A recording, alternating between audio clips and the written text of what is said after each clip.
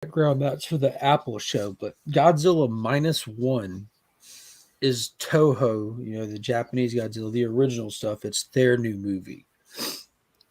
And their new movie releases today in Japan, December 1st here in America. The new trailer, the actual trailer, like we've had like some teasers trailers just dropped. And one thing we haven't seen, like we haven't seen him roar in the trailer. We haven't seen any of the atomic breath stuff. And at the end of the trailer, like the little hook, the little cliffhanger was him charging up. And it looks, they looks like it could be a guy in a suit, but it looks like super modernized, super detailed. And you see, you hear the music build up, and you're like, kind of, the camera's low to the ground, coming, and you go against his tail, and you see the spike turn blue, and then it sticks up. It goes higher. Then the next one up his tail turns blue and goes up. And when it gets all the way to the top, you see him just go. They all go down at the same time. And he just wigs out. It was insane. It was like his spikes are going to raise as he's charging up and drop as he lets loose the fire breath. That was insane. I can't wait. I'm not even going to try to fight you about that. I like Shin Godzilla Flow. Me and Pops went to see that. When his jaw opened in Shin Godzilla, it was like blew my mind. Anyways, good morning, Rob. Good morning. Yeah. I don't even know how to. Nothing. Nothing at all. Perfect. Yeah. I'm just like for whatever reason, I don't know. The last couple of days I'm like looking at stuff on Instagram. It's like pretty boring. Nobody's posting. Boring. Yeah, I haven't seen too much good stuff. Oh, dude, what I'm gonna do then, Rob, is send you a video that's not even ready for members yet. And look, you don't have to watch it right now. You don't have to watch it later. You don't have to watch it ever. That's not the point. Just know that you have exciting content now, and it's up to you if you want to watch or not. It's in your possession. Ball's in your court. The world will not hold you back. You get to choose to be held back or not now. You're welcome. Okay, fair enough. In all sincerity, though, last night I completed what I feel is the best thing I've ever made content-wise. Oh, right. Hands down, bar none. Might not be everybody's cup of tea, but video-wise, it has to be the best video ever made. You edited it? That's a tricky answer, to be honest with you. Because you know how I don't do like post editing. Yeah. But when you watch the video, it looks edited, if that makes sense. I do everything in real time, and I deleted everything out of the studio, or I would just you'd just be able to see it because there was so much stuff that I had to put into the studio to do it. Right. But if you look in the back at the backgrounds underneath the one we have here, you can see what the topic of it is. But yeah, it'd probably be easier to edit. I wouldn't know, but I do everything in real time. Just real time producing, like just sitting there, have to look out the corner of my eye. You do it in real time. But you know what I mean? Kind of guy. I look out the corner of my eye and have to know when to click what, and I'm scrolling without looking and hitting buttons and making things happen on the screen. So I can't imagine that editing is more difficult than what I do. Oh, fair enough. Good morning to Brother John, Miss So, Durs, Geek Out with Roscoe, Mon Comics, all here. Happy Friday. Yeah.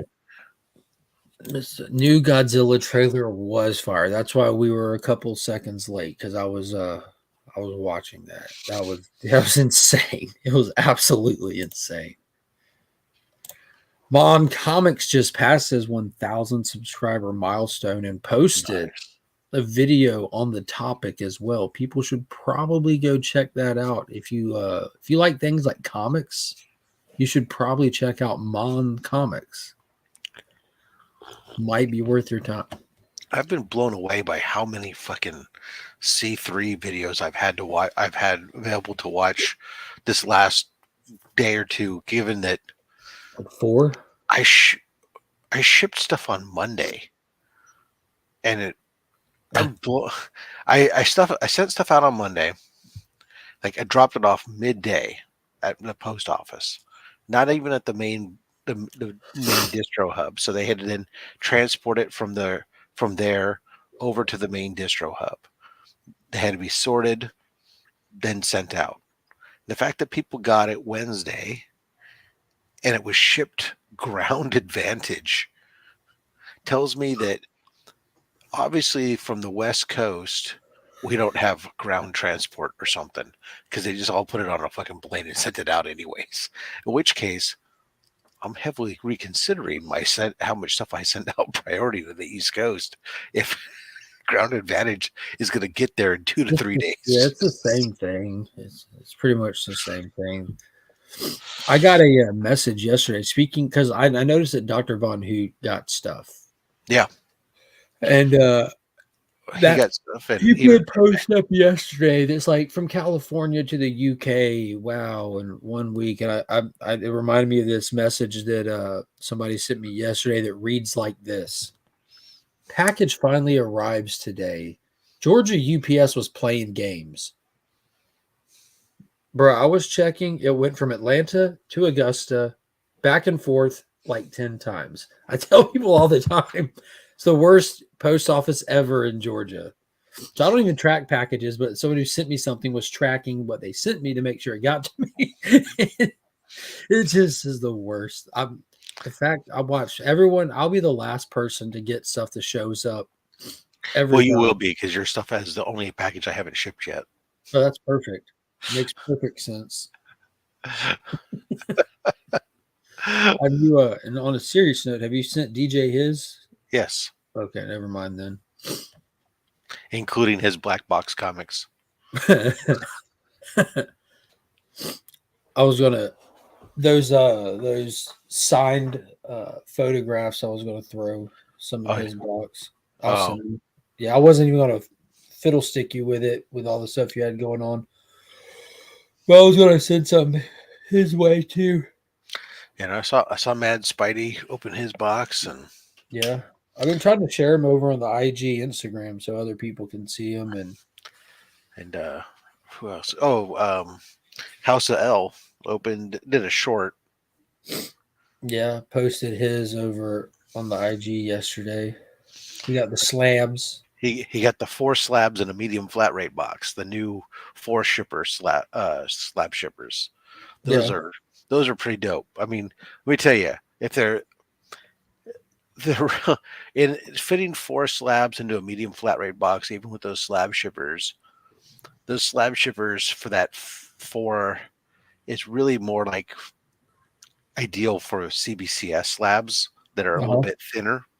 The CBC or the CGC slabs are thicker, and they really push the foam to its limits. Yeah, and then you have to use these. But in addition to the inserts, you also have to use these drop-ins that go in order to protect it because they're so tight inside that medium flat rate box. But damn, I'll tell you, being able to ship 4 slabs for $17, that's not a bad deal. That's because 4 slabs in a medium flat rate box weighs close to 6 pounds. It's a deal, man. You know what else weighs close to 6 pounds? Mike Johnson, a small human being. Very small. Like just born, and even then, not always. Yeah, I was 10 when I was born. Jesus Christ, God bless your mother. That's what my mom says all the time. She says, "Damn you, son of a bitch." But in my defense, I was also a 10-month term baby. If it wasn't for you, Rob, your father wouldn't have left me. Ruined me. Yeah, just 10 pounds, 4 ounces. There's no coming back from that. Yeah. She said on the upside, my brother was easy. Oh my god. Oh, Hey, you got Tate brother got did 3 three slabs. jumping jacks and your brother was here. So Tate, I'm not sure. There was like 1 or 2 people that I used the medium flat rate boxes that had this shippers. They had slots for 4, but I only filled 3 of them, and then I put bubble wrap between them because the slab shipping company claims that makes this shipper says that you're not supposed to be able to send 3 in a box that holds 4. But you're supposed to use the other. They have a different box that set of shippers that hold only 3, and those go in a different box. It's not really a medium flat rate box. It's actually the 1095 box. So it looks like a medium flat rate, but it's not exactly. So I'm not sure which one you got. But if you saw them, if you had a true medium flat rate, then there would have been 4 slots in there, and you just would have seen you just put a 4th one in this 4th slot. Yeah. Roscoe is a big ass baby too. Good for you, Roscoe. Thanks. I'm not the only one.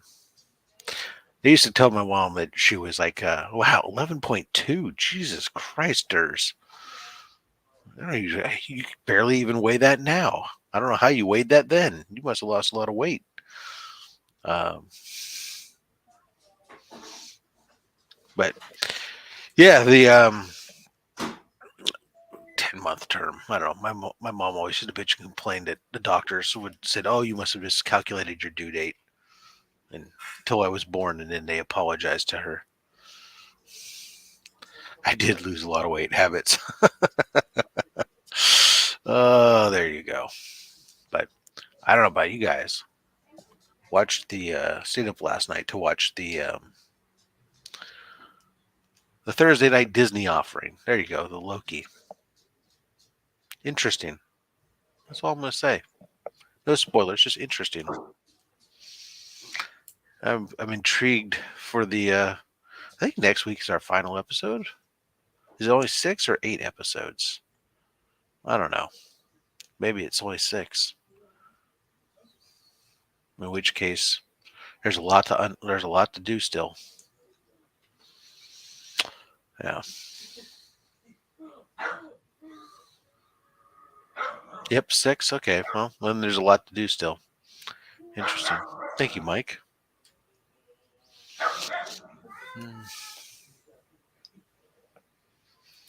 Let's see here. What else is going on? The okay, Legion posted it. Good. All right. He loves take off like this. I don't know. Leave me to my own devices. Trying to catch up on some reading though. I'm actually got my reading stack down to maybe a dozen comics. So I'm almost caught up on all my reading. That's impressive. I just finished both Generation V and episode 1 of Invincible season 2. Oh wow. Yeah, I don't know what it is. I didn't dislike The Boys. I watched The Boys the first season, and the whole of the first season, not even just like a 1 episode or something. And I was fine with it, but I just haven't been like pulled in to go watch any of the rest of it for some reason. And then Invincibles, I know I hear everybody saying how great it is, but again, it's just I haven't felt the motivation to go see it. I don't know why. I probably get around to it. Isn't it on Invincible's on Amazon as well? Or is that on something else? Get tired of The Boys by the second season. No, that's fair. I mean, I've heard 100% agree. Huh? 100% agree. I sat down, heard you say you got tired of The Boys by the second season. Mike did, yeah. They're talking about Tate was saying how he just got done watching Gen V and episode 1 of Invincible season 2. Yeah. I saw where that dropped last night. I did watch Loki. Yeah. It was interesting. It is. It was.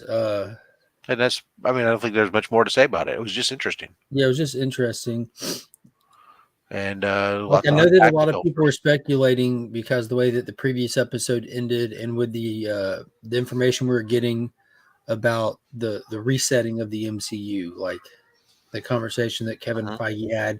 They're like, oh my gosh, this changes everything. No, Loki's Loki. No, nothing to do with anything else. But it was still we still know it might still reset everything. We don't know. yeah. Season 6 is still episode 6 is still got a lot to do. Yeah, but it can. It could go in a Well, lot of different I don't want directions. to spoil anything, right? Yeah, Because it hadn't even been but 12 hours. I Since do. I did kind of enjoy one of the encounters going when he I don't with even the want to. smart guy. With the smart guy, No, that was one thing. That was no, I just enjoy him on screen, man. that was fun when he's basically yeah. I don't want to spoil There's a anything. private chat. Yeah, you're right. But it was it was what I expected to see out of this episode. Is a good way for me to sum up this episode. After the last episode, watching all the emergency awesomes and heavy spoilers, those shows that recap, break down, and Easter egg everything, and like, Oh, yo, if you look at the constellation in the background and you go back 13 years to this other movie, look what they're doing. Look what they're doing. I'm like, bro, are y'all what do y'all smoke? You're on bath salts. I get it. Y'all honestly think that Marvel thinks this much about anything? Like, that's been proven. Like, this show is going to be a big nothing burger. It's going to just be, it is what it is. It has nothing to do with nothing else. Blah blah blah. And like, in all sincerity, the show, it was a good episode. It was a good episode, and it's definitely I'm looking forward to seeing how it ends. it was a good episode. It didn't. Yes, that was cool. That didn't achieve a ton necessarily. At least right now, it doesn't seem to. Sometimes these episodes, when you see the next episode, you go, "Oh wow, that did a lot." So, but Invincible season 2 is going to be amazing. Yeah, I didn't watch Invincible yet. I'm not going to watch it. I attempted to watch Gen V. I watched a couple episodes. Not for me at all. And I'll tell you what I did watch. And I dare everybody to watch it. And that was because Thursday nights at 8 p.m. typically is when that's the scheduled time and date for the Y Files. Last night's episode of the Y Files, life changing. And what's so great about it, stuff like it's so much information. Like when it comes to historical stuff, there's a reason why people are professionals and they dedicate their lives to being things like archaeologists and historians and such, because it's so much to remember and know. And last night's episode covers so much stuff and packages it and delivers it in such a fantastic way. It's stuff that, like, you try to have conversations with people when you watch something here or watch something there, and it's hard to convey that information. But last night was such a great episode. Like, it's interesting. It's absolutely terrifying. Like, it'll rattle you to your core. And it was just good. It was just so good. Absolutely love that show. It was one of the best episodes. What's it? I've never watched this stuff, so I don't know. The Y Files. What does it typically do? It's man, it's hard to even describe, but it's a weekly YouTube show where he dives into just spends an episode unpacking a topic, and topics range from historical stuff to conspiracy stuff to UFO stuff to cryptid stuff. So you can have, I thought it was some sort of conspiracy stuff. No. Like he'll touch on, like, he did an episode on the Denver airport and how everyone thinks like it's some kind of Illuminati fort kind of thing. And he goes, and the format for the show is great because he'll go through and tell the story and lay out the conspiracy and everything. And he'll present it like without any bias, just presenting it straight from the perspective of the story, or from Bigfoot, or from an abduction, or from an historical site. Then he'll be like, but is it true? And then he'll go through and he'll just destroy a conspiracy in a heartbeat. And most of this videos, it's just him debunking, you know what I mean?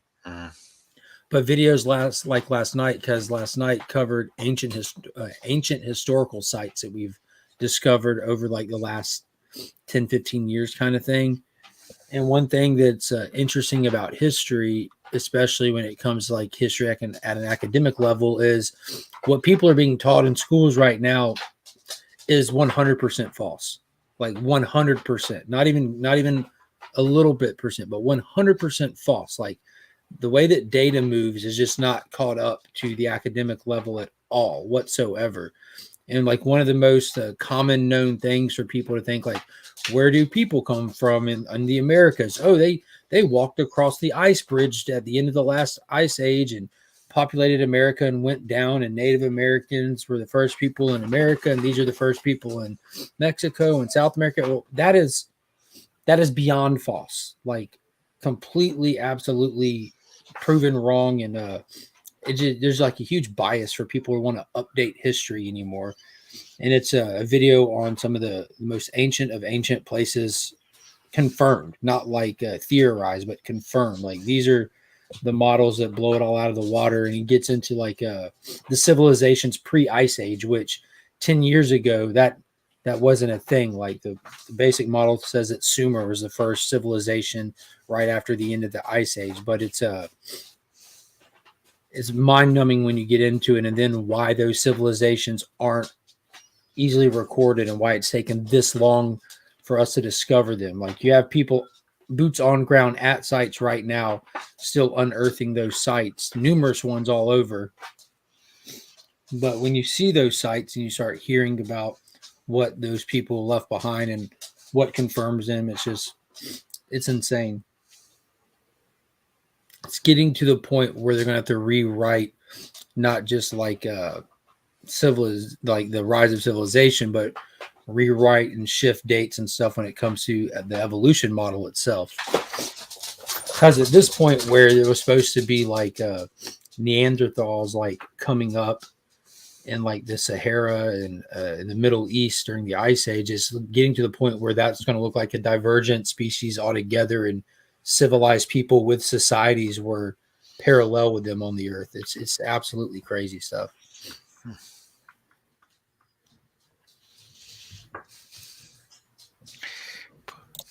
Digger Jim plans to do some history later. He's going to give us a report. Phenomenal.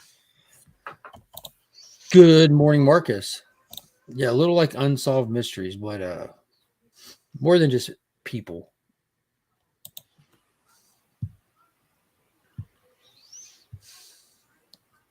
So that's another thing. You've been bored with the internet. Go down that rabbit hole, Sir Robert. You know, I've actually been using some time to get caught up on some sleeping. Holy cow! I'm still tired, but man, like yesterday I sat. Oh no, yesterday I watched TV. The day before yesterday, I sat down in the recliner and I didn't even turn on the TV. I just like went right to sleep for 4 hours before I got up to go to bed for another 5 or something. It's like I slept like 9 hours. I was like, what the hell? That's insane. I know that my wife, that sounds like a good start, but we have a layout plan like 24. It's going to be huge. We have a large. Oh, nice. The guy who runs the Augusta Canicon just DM'd me. They have a layout and a plan for 2024.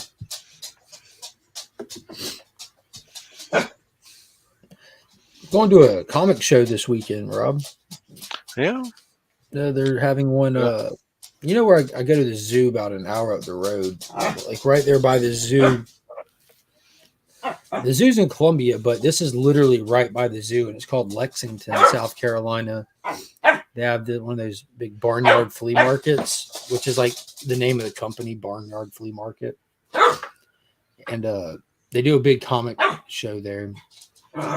ABX is going to go set up. That's the only reason why I know about it. He's bringing some of his collections and stuff. Yeah, they're bringing. They have that 25 long box collection that they picked a bunch of stuff out of to sell already. They let customers go, but it's a lot of like good stock just in general. Yeah. And they're going to take a lot of that up there. And since they've already done good on the collection, like they're kind of going to be blessing people the way I see it. But they're going to take a bunch of boxes up there and just have like a one price and you book kind of thing in there. Right. which is insane. So Well, sometimes it's the it's time. all to Sometimes, the good, and it takes out the work of having to do it. right? It's the cost effectiveness of how much Hmm. time does it take you to go through and look up every one of those books to do pricing and stuff on them for, oh, this book we're going to do $2 and this one's going to be $3. It's like, come on, just sometimes like, okay, good. You do the, you're going to find some deals.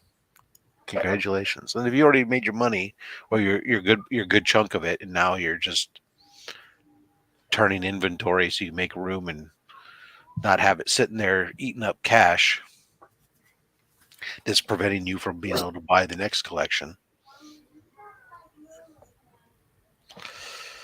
There's Yeah. also a con here in Augusta this weekend, but it's that Man, you guys got that a lot of, terrible one you've heard me talk about yeah, but numerous times. just the fact that you got all these, I got like nothing, man.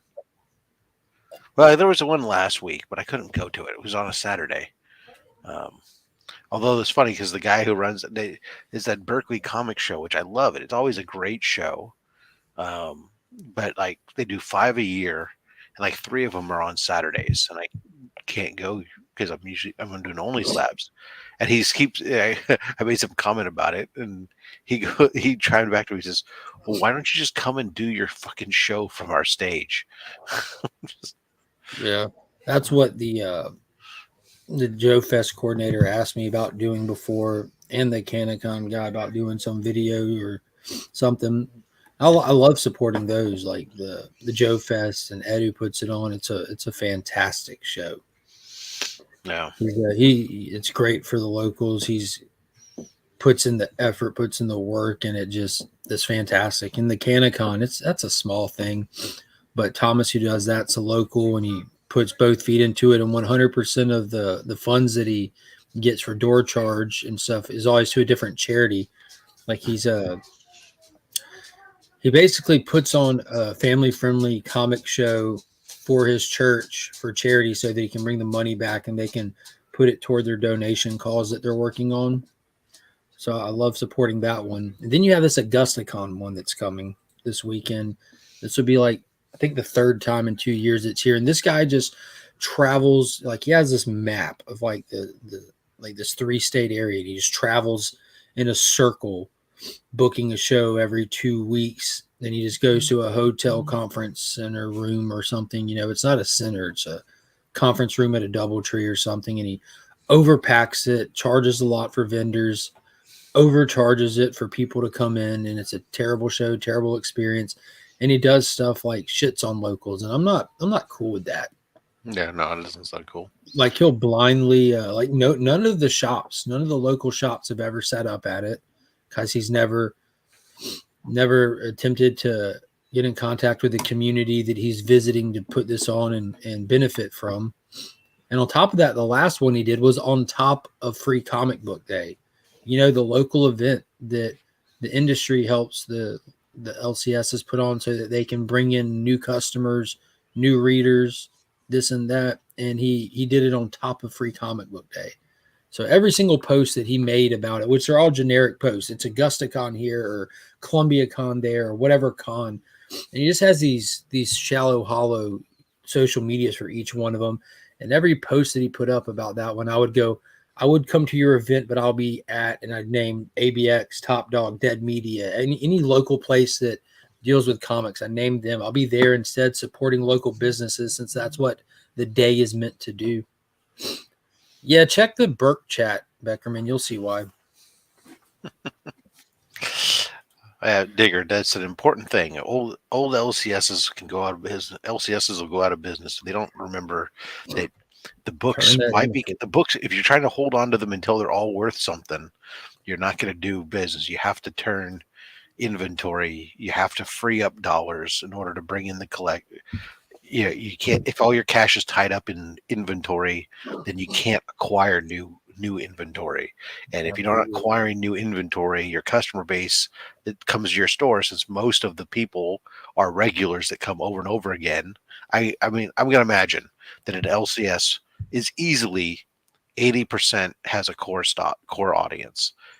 I think it's generous to think that 20% of the people that walk in the door in a week are new customers. I think that's extremely generous, probably.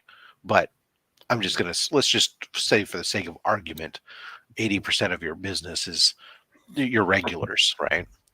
Then if you're not bringing in new inventory, they're buying is new comic book day stuff. And if they're only buying new comic book day stuff, then you're not making a ton of margin. Yeah, and that's where a lot of the profit is too, is with that stuff that walks in the door that you get to purchase and flip. Yeah, but if you don't have the cash, you can't do it. So you got to turn inventory. Mm-hmm. And that's where Dead Media is 100% like that. You see me pick up stuff from them pretty often and mention them. It's one like the old toys, the old collectibles, the old comics. That's all they deal in. That is it. Yep. I mean, it's actually almost any business, but that's a different ball of wax. What is like? Oh, exactly. I was thinking that. Rough. You know, it was surprising how much at Halloween, when I was giving out candy and stuff, how much the kids went super ridiculously crazy over these stupid Halloween Pokemon cards. And as soon as they'd see them, you'd hear them like yelling back to all the other kids, "Hey, Pokemon cards!" They'd all come running. Although not enough of them came running because I still have a bunch of packs. But your kids like Pokemon cards, Mark? They like stuff like they got their first like closed pack of Pokemon cards like 2 weeks ago while they're hanging out with Pops. Like at a second of Charles, it was like one or two packs that's carded on a peg hanger, and Finn's like, yeah, these are cool, and then he sat them down right over here on the couch where like their book bags sit on, and we come in the door, and they're still sitting right there, so he never thought about them again. Right. Okay. Got excited to open them, and that was it. That was just well, yeah, he's never opened them. Oh, yeah, hadn't even opened them. There you go. Finn can start doing card rip. He opened up his own YouTube channel, do card rips shorts. Yeah. Good morning to you, Brian. Send him to Tyler. Yeah, I could, but I don't know. What the hell? I'll send him somewhere. I opened up one. There are only like 3 cards in a pack. These little Halloween trick or treat ones. So I don't know. The kids. I don't know. Right here I had like 3 groups of kids, and each group was like 12 to 15 kids. Oh wow! And so I mean, we had some probably, and that might be exaggerating, but it seemed like it. And that was about it. It was pretty dead. So I ended up with lots of candy, and because I was like trying to only give out 1 Pokemon card to each kid, or set of cards to each kid, because I didn't have like hundreds of them, and next thing you know, you end up with, you're thinking, oh, it's 7:30 at night. There's still going to be opportunity for kids to come around. Nope, that was it. Done.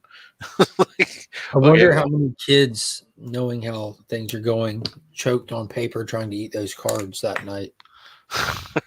It was the latest TikTok challenge. Yeah. Eat your Halloween Pokemons. Oh, good. You guys all check your Legion chats. You can. Yeah, the links are in the Legion chat. If anyone wants to hop on, I've got to take the kids to school today, so it'd be great if other people hop on before that happens. The Finn's Fun Run. Hey, thank you. There, boom, look at that. Good timing. Good morning, Brian. Morning. Finn's Fun Run that I shared about and to the Legionnaires, and thank y'all so much, those that helped. My wife asked me to let all your friends know that Finn has a fun run coming up, and it's where people it's a way for the school to raise money, but the kids to win prizes, and they do all those things at schools to get the kids to make money for the schools. Which is really sad that our kids have to raise funds for school. But I 100% agree. So I complain complain when Monkey School does it, because she goes to we have her in a private school, the same one that Finn was in. Like it's this Private private school's a little different. preschool and kindergarten. It only goes up to kindergarten. So we pay good money for them to be in there. And then they like, hey, we're going to do a fundraiser for your kid, have them sell pasta. Like my kid's 3, she can't sell pasta. Yeah. So I'm like, well, what does she get for selling pasta? Because like when I was in school, like if you sell this much, you get this cheap toy. But as a kid, it's really exciting. You know, you incentivize it for the kid. Right. Nothing. No incentives for the stuff at the private school. Finn's school, like he's come home with like the rockets, that, like little foam rockets. You just smash the pedal and it shoots. He's come home with like the fold out basketball net that you can hang anywhere. Like they have like this little miniature disc golf net. Like he has awesome prizes, and I'm like, yo, this is worth asking people. So if the school could catch a W and get some extra stuff they couldn't otherwise, and you're like, they're not doing it for free. Everyone's winning. I'm cool with that, But his actual run is today. The way that they do it, like you sponsor, like you donate $60. Yeah, and then like there's flat rates. I'm like, I'm just gonna pay a flat rate to get this kid all the prizes. But no, if you donate $60, which is significant with how many kids are in these schools, they translate that to $2 a lap. $60 equal like what? What? That's insane. We hit my kids' schools. They had auctions and all kinds of other things too. And I was always, man, this is public school, man. Why aren't we funding the freaking public schools properly instead of like other weird shit that? Yeah, the box of candy bars and all why that. Why am I paying subsidies to the freaking oil companies and the freaking this and that and the other thing instead of freaking paying for the public schools, for God's sakes? Although I understand the federal government doesn't pay for the schools directly. The schools are usually paid by local taxes and local stuff, but still. Where are the candy bars? Yeah, the candy bars it'll be today at 10:30. I'll be going up there to cheer from the sideline. Like parents can come watch. You can't run with the kids. I remember when I was little, they did like one fun run toward the end of my elementary school year. I think they were just starting the fun run thing in my area, at least. And I remember like Pops like was able to run with me. Like parents were able to run with the kids. But now we just have to stand behind some kind of yellow tape they'll have. Cool. I watch the kid run every day. I guess I can go up there and do it too. It's an organized run, right? Yeah. It was a group run. One of us. Oh goodness, Brian, you had I saw you did a C3 unboxing the other day. Yeah, I didn't. It actually goes up Monday. I released it for that's right. members, but that's right. Remember to send me your. Yeah, we've got some nice. That was a very cool cover. Yes, sir, Becker. He cleared all the prizes, man. I can't thank everybody enough. You, Izzy, DJ, Remy, a lot of people donated. I appreciate y'all. My wife appreciates it, and happy wife, happy life. Mm-hmm. Yeah, I tried to sprinkle. I tried to spend some money around in different shows. Just to share some love. So that was my goal. Sprinkle it around a little bit. And what's fun about doing that, Brian, is you don't realize how much you spent till it's all said and done. You're like, oh, shit. At one point, my wife said to me, she says, what are all these charges for the AMA, the American Cancer Society? And I had explained to her what was going on. And, she was aware of it, but she was like, what? Why is there were a few extras on there that I maybe didn't anticipate, but. Well, there's some stuff that you go into it, you're not like really thinking that, I'm going to look at this or that. And then something else comes up for somebody. You go, oh, well, damn. Or something comes up and it's just like so low that you're just like, wow, son of a bitch. Last year, what I did is I donated on everyone's thing last year to help participate in every event. And I almost did it again this year. And that adds up too, when you drop $50 on that show and $50 on this show and $50, then you get to the end of the thing. Like, all right, I haven't bought anything. I'm ready to wait, I did buy that $100 piece from Roscoe. I did put $50 into that show. Oh my God. Yeah. There was a win that I had from DJ Links that from In the Mix that I totally forgot. So I opened it and I was shocked. And I actually had to reach out to him. I'm like, did I bid on this? Did I win it? What? And he was like, oh no, that was a win. It was the Oh, Oh yeah, fire. because it was just such a busy weekend between all the different shows and all the different giveaways and prizes that yeah. So this when I opened this, I was shocked again that so this was DJ picked this up from John Jang at New York Comic Con. yeah. I had Yeah, a couple people crazy. reach out to me on a couple items. Go like, "Hey, I got this, and I don't remember. I didn't buy this, and did you send it to the wrong person?" I go look it up. Well, that was it was a wheel spin win. Yeah. Okay, yeah, because people weren't able. You can't watch it all. It's a lot Yeah. of programming. You can't watch it all and stuff. And Well, so, I really wanted to try to get in on the bids for the sub 100 Amazing Spider-Man books that you had during Sunday's right. auction, but I was doing stuff around the house, and I had the auction. I had it up on my TV in the living room watching it, and then I had my phone or my iPad so I could jump in and bid. But I missed it, so I Yeah. don't know when they came up, and They I were was like, being given away, my dude. I know. I heard after the fact. I was like, oh man, I wish I would have jumped in, but got in on those. I'll tell you what wasn't cheap was some Michael Bay Transformer art. Yeah, well, I got into what was the one book? I forget the book. I got into it a little bit with Austin, and I was like, oh well, Austin's got deeper pockets than I got, so I folded. What Yeah, is that? there was some stuff that went good, and there was a lot of stuff that still went really, really inexpensively, and that's just I think goes from a matter of you start to without having a lot of constant bringing in of new people throughout the auction, you start to tap out the people that are there, and so but we'll talk about things and figure out stuff. Yeah, But it was a I'll be lot of happy to tell the 11 people watching now if we want C3 to get bigger next year, it's going to take all of y'all watching too to start sharing to your local shops and telling people about it. For it to be bigger, there has to be more in the audience. We were rocking a steady 100 viewers for the final auction, but next year we needed like 200 viewers steady, Definitely, yeah. at least. It'd be great to see more. need those art people to show up, but potentially I could see. Well, we'll talk about stuff later. We'll look at what worked good this year, and we'll look at what we can improve on for next year. Exactly. What a $50 slab. Yeah. I from a buying standpoint, I bought a hell of a lot less this year than I bought last year, but I still donated just as much between books that I put into. I mean, donation. I mean, the books that I donated this year are much higher quality books than than the year before, and then of course, obviously, my shipping costs more than doubled. Oh yeah, you had a lot more stuff to ship this year for sure. Yeah. Well, that plus shipping rates had gone up, Yeah. and oops. So Justin. yeah. I mean the cost. So it was like even though I used Ground Advantage, which still somehow managed to get to you all in like 3 days, that was that did shave quite a bit off the cost of shipping on the stuff. It was still, by the time I factored in all the international shipping, it's close to, I think it was just over $1,800.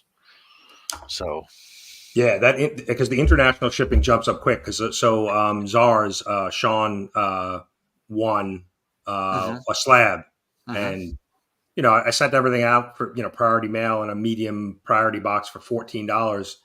His one slab to Australia was 45. yeah, and of course the thing is like it's funny is like because you ship even like to be honest, the shipping stuff to Canada is the worst. In my opinion, anything over 2 pounds, when you go to ship it to Canada, it's almost as expensive. It's because you got to go. If you want for the cheapest rates, you have to go UPS, which are over 2 pounds, and then you can't go you can't go UPS Saver because if you go like UPS Saver, then they get stuck with like a $80 tariff fee. So Oh, you really? have to Oh, go, yeah, because the saver doesn't include customs clearance. oh So boy, then yeah. they charge. So then, if the person you're shipping to isn't a business that doesn't have a customs broker, then they end up having to pay for UPS customs broker, and they bill them like $80 to $100 for that. Wow. Um, versus if you spend for UPS Express, which is a little bit more, then they'll include customs clearance as part of the expense. So, which is only, so it's like $15 more. So it's worth it, but it means it's cost you like $55 to ship it to Canada. And oddly enough, I sent an entire package of art, 11 by 17, so big package, to Sweden for $56 or whatever it was, Yeah, or it's $63. strange that you It's like, think they're just a little bit further north, and yeah, it just has to do the way they're, and they still have to factor in other stuff. Australia, that of course, is just far away, so it's always expensive. But are you still using did you use pirate ship for oh yeah, yeah.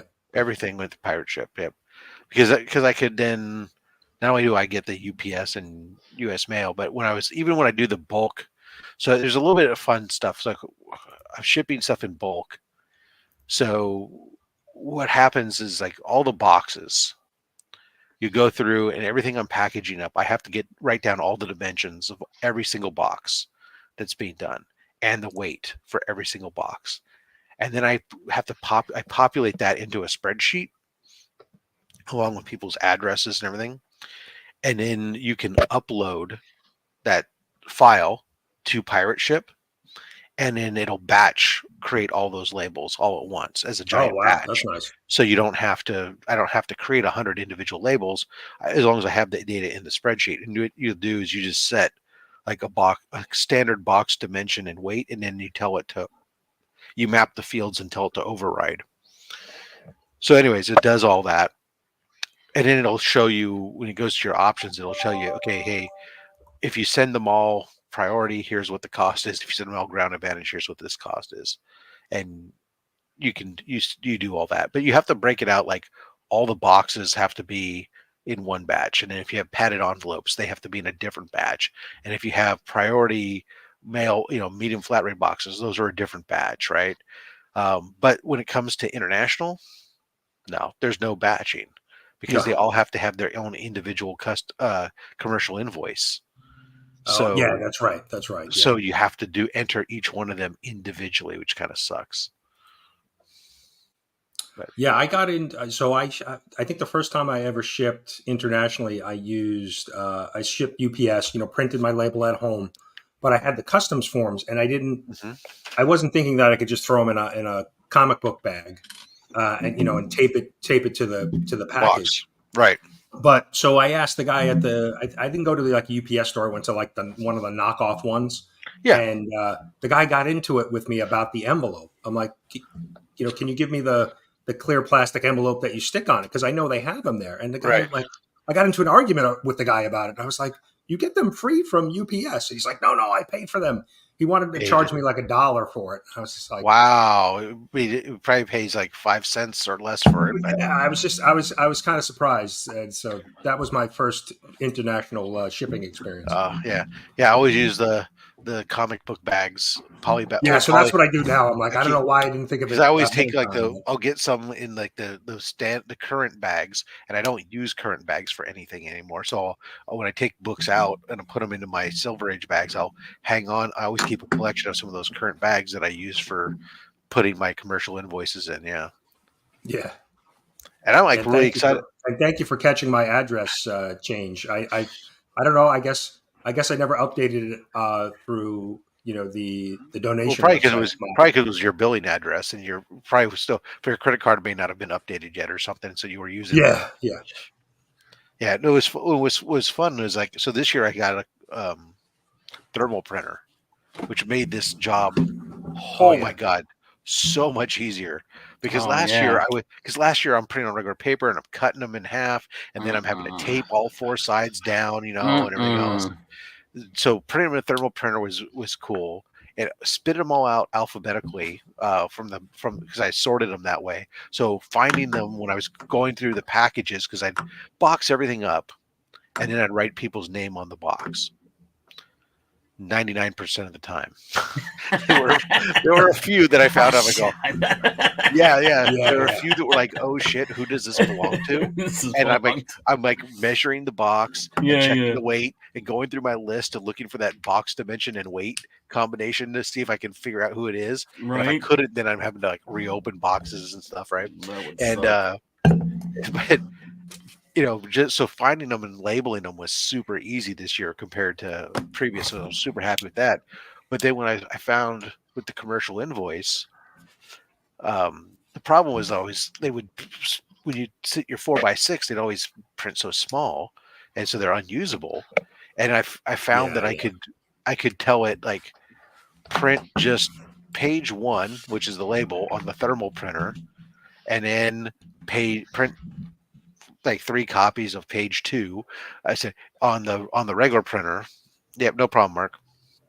And then he's waving to me backstage that he's taking the kids to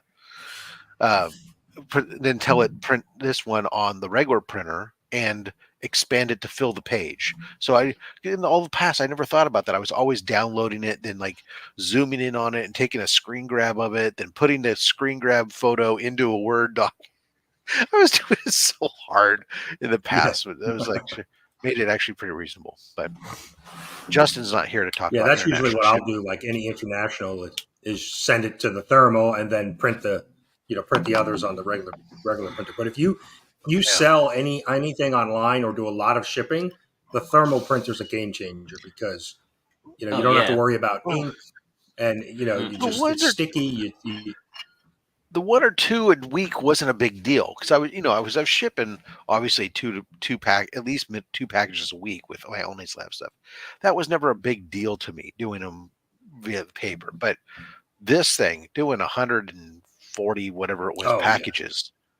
I mean, the only problem really was at times fortunately the big runs it printed fine, but sometimes some of the individuals it would misalign the spit out, and so I had to burn a few extra labels or something. But that wasn't a big deal really to me, because thankfully one of our community members, when he heard me say that I got a thermal printer for C3, he goes, "Oh, what printer did you get?" Because I have a ton of labels, and I sent him the information, and he sent me literally a medium flat rate box packed with nothing but 4x6 thermal printer labels. And so I had to, so I think I separated them into usable stacks for my printer, but it was like, oh, okay, I got thermal printer labels for days, for years. Yeah, I mean, you can buy like a box of 500 on Amazon for like $15-$20. They're relatively inexpensive. These are all UPS labels. Ones, so he might have got them from UPS at one point for nothing. I don't know, but I mean, it's from okay, whatever. They work just fine. Yeah. I'm sorry. I'm slow to the game, but I don't like the fact that DJ got one too. But after I got mine, I sent him my link. But the one I picked up was like less than $100, and it connects Bluetooth to my computers. All I had to do is plug it in and have to run another cable from my computer that's nice. They just at work we just put in new Zebra thermal printers, and I freaking love them. I don't have to worry about any of that ink stuff anymore, and I'm cranking out I don't know how many a day. I mean, it was, I don't know what took them so long. They just didn't want to. I don't know. Yeah, I'm sure if I was doing hundreds a day, I'd wasn't better than this one. But for what I'm cranking out, this I don't know, there's some Chinese brand, I'm sure. It's fine. It's fine. But not having to deal with the ink is the game changer, right? Because I don't know how many times like my kids had to print something for a school, like a report, and we're like out of ink, so I'm running to the store at 9:00 at night. Well, I Yeah. always keep extra set of inks in the Yeah. cabinet, but I do now. the problem is they're not cheap. I mean, Mm-mm. literally, Oh yeah.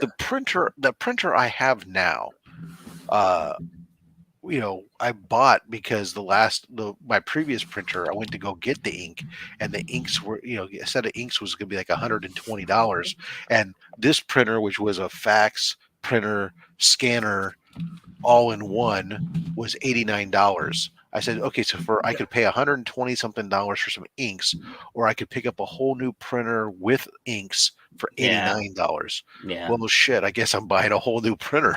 And it's been great because I didn't ever realize, like, for $89 when I picked this one up, as a scanner goes, it has the ability to do double-sided scanning Mm-hmm. as well too. Like, Oh, so that's and so nice. one, and I forget what it was. One time I actually had a need for it where I was able to set something in the bunch of papers in the tray and just leave it, and it sat there and it scanned front and back, double sided, everything all. I was like, oh, what this is ridiculous. I don't have to sit there and flip pages and open the freaking scanner hood for everyone. This is not mental. Brian, I'd ask you a question. Ooh, it's going to cost you 200 pounds to fix your phone. Oh, Sorry to hear that. I will say, that's one of the things I've learned, folks. If you're not already doing it, remember that these phones these days, these are computers. Yeah, Right? pretty They're not much. they're not the phones that we used to have when we had flip phones, and they said you want to get the insurance on it, that you should, and you just go, nah, it's not that big of a deal because the phones was just a phone. Nowadays they're computers that you put in your pocket, and they're exposed to dirt, heat, debris, and everything else, and we're constantly dropping them. It's I found well worth the $7 or whatever it is a month sometimes for the insurance that covers stuff. I can't tell how many times they've fallen out in my recliner into out of my pocket into the recliner, and like after like last time I destroyed a phone by like trying to get then out of the recliner, and the gears of the recliner then crunching the phone nearly in half. I was like, okay, never again. I've never bought a phone. Like I've never bought a phone. Really? It's not good, Rob. I feel like my dad sometimes in this respect. Is since I've been married, I get like my wife will come and say, give me your phone. It's time for a new phone. And that's the way it's been for the last 20 years. Now, is she giving you like hers and she's getting herself a new phone? Or she's just going out and picking out a phone for you? She's like, it's time to upgrade our phone. So like, we would have like the iPhone 2, and then she would be like, okay, you've had that long enough. Let's go to a 5 or what, you know what I mean? And Okay. but I've never like she just comes to me and it's like, okay, we're upgrading phones. So you've paid for new phones, but you've just never yourself personally been the one that wrote the check. I wouldn't even know anything about it. The phone appears and says, here's a new one, play with it and figure it out. Maybe it's best that you don't, because you'd be, especially if you're using Apple phones. Yeah. You don't want to know what they run. No, I don't. But even the Pixels and stuff aren't that cheap when you get if you want the newest, latest, and greatest, which I never care about. But yeah, I don't either. I don't care about all that. But as long as it works, as long as I can text and make phone calls and shoot pictures, the rest of it I don't. You sound like my son. My son doesn't even sure he wants all that much. I just want. I remember my son complaining when we took away his flip phone and gave him his an iPhone, a hand-me-down iPhone from his grandparents. And he's like, "Oh, I don't like this." I said, "Yeah, why? What's wrong with it?" He's like, "Oh, I have to charge it every night. The flip phone would last a week." Oh Lord, yeah, no. I've never had to deal with it. She just would show up and be like, and then every once in a while I'll look at it, I'll be like, wait, this doesn't say Verizon anymore. Why does it say AT&T? And she'll go, they piss me off. We're with AT&T now. I had that. I mean, literally. So I've been with Verizon now for years. Because they've actually been good to me. They've taken care of me. They've actually even proactively reached out to me to do an account review and lower my bill and stuff. Yeah. But whereas like the last company I was with, when I was like, I think it was like Sprint at the time, I went in to go do a phone upgrade or something. And change plans, and the guy, I bring in the printout from the website of the plan that I want, Right. and he goes, "Oh, that plan's not available." I said, "I don't know. What do you mean it's not available?" I said, "I got a printout right here." And he goes, "Sir, I work here. You don't. I know exactly what we have and what we don't have." I said, "Well, that's funny because my contract is up. So you probably have a phone here and I don't. Cancel my account." So canceled my account cold, and I walked over to Circuit City because that's how Wow. old this is how old this story is now. Oh, okay. There you go. And I walked into Circuit City, and right in the front when he had the cell phone section, I said, Yeah. "Who wants to deal with a upset former Sprint customer who needs a phone today and is impulsive?" me. They're probably like elbowing each other to get to you. Yeah. But ever since then they've been good. But yeah, I've been right now I'm raising what I think the Pixel 7 is what I have right now. My wife and my son are on Pixel 3As or something, and just recently been looking at potentially upgrading them, just because there's some good deals now that the 8 is out. Right. Good day to you, sir. How are you, Izzy of the Yeah, Izzyverse? I just can't. I'm a doing. Can't mess with it. So, What's up, guys? Morning. Brian, JB, are you working?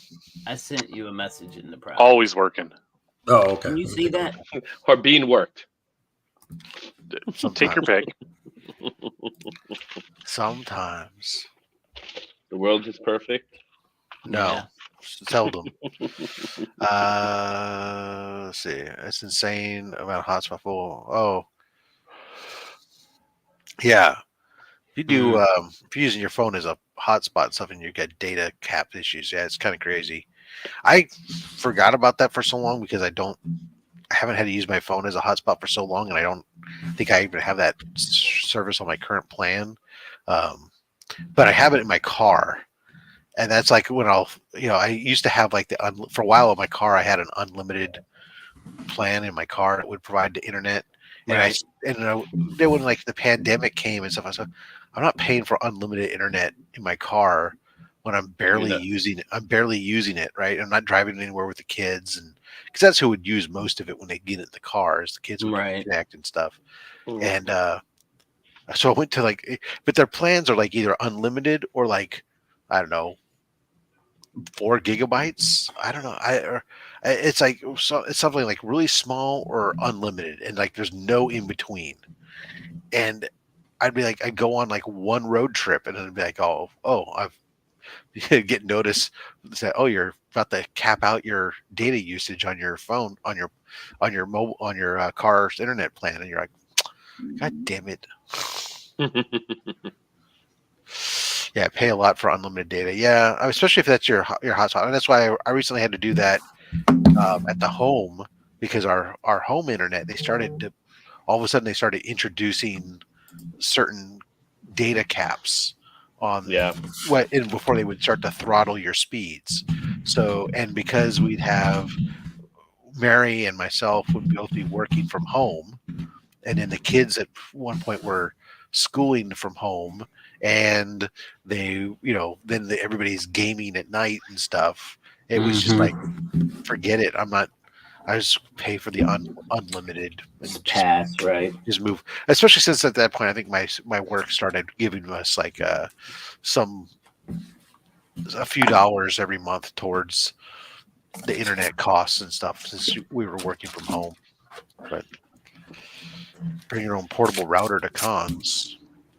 That can be a problem sometimes. I know that my youngest school actually has an issue because so many kids would bring their own routers into the dorm rooms, try to set up their own networks instead, and it actually caused the entire school's network to slow to a crawl, such that they had to start getting sniffers and going around and telling people that, making people disconnect their routers and whatnot because they're impacting the overall bandwidth and such. But I don't know if that's an issue at cons or not. Well, in cons, the issue is that there is no internet. Because it's not that there isn't any; it's that there's so many people utilize? Yes and no. So it's a little bit of both. So yes, I agree. There are a lot of people who are sharing the bandwidth, so it's causing it to, be overpowered. But at the same time, like especially the Javits, for example, the Javits has a tendency of making it in a way that you have to get their Wi-Fi, right? So they limit the amount of cellular service that could come in, right? And then you have to use their Wi-Fi, and if you're a vendor, it's even worse. You have to pay like an extra 300, extra 400, extra 500 just to get their Wi-Fi. And if you want to get some kind of landline version of it, forget about it. Yeah, they charge you if you want reliable the vendor access as opposed to the public open one, which is going to be constrained by there's only 10,000 people trying to use the internet. Yeah, it was bad. It was bad. I haven't seen it this bad in a long time. It was this year has been one of the worst when it comes to the internet, because people were trying to make deals and they couldn't make deals because of the bandwidth issues. It was that bad. Bypass. So I guess Phil, yours must then also be like a hotspot and not just a router. I'm assuming then. They want you to eat their cookies. Yeah, right. Yeah, I don't believe I ever got a good signal when I was at Baltimore, Izzy. I didn't go this year, but last year when I went, I don't think I had a good signal then either. Yeah, as soon as I got out, it wasn't as bad though. Yeah, once I got outside, I was fine, but inside it was just horrible. I don't remember having any issues at Heroes. No, I don't think so. I don't remember either, but this past Heroes Con was not the best for me, so we won't get into that. But I am going to Steel City Con for one day. My friend Dave is a Star Wars nut, and he has to get Min-Na signature on something. Yeah, so he said, "Will you go with me?" I was like, "Yeah, I'm off on Fridays. Let's go." So that's cool. That's my neck of the woods. Yeah, I don't know if I'm gonna buy anything. I mean, I'm gonna, Well, if Justin's gonna be there, you got to buy something. So have you ever been to that one before?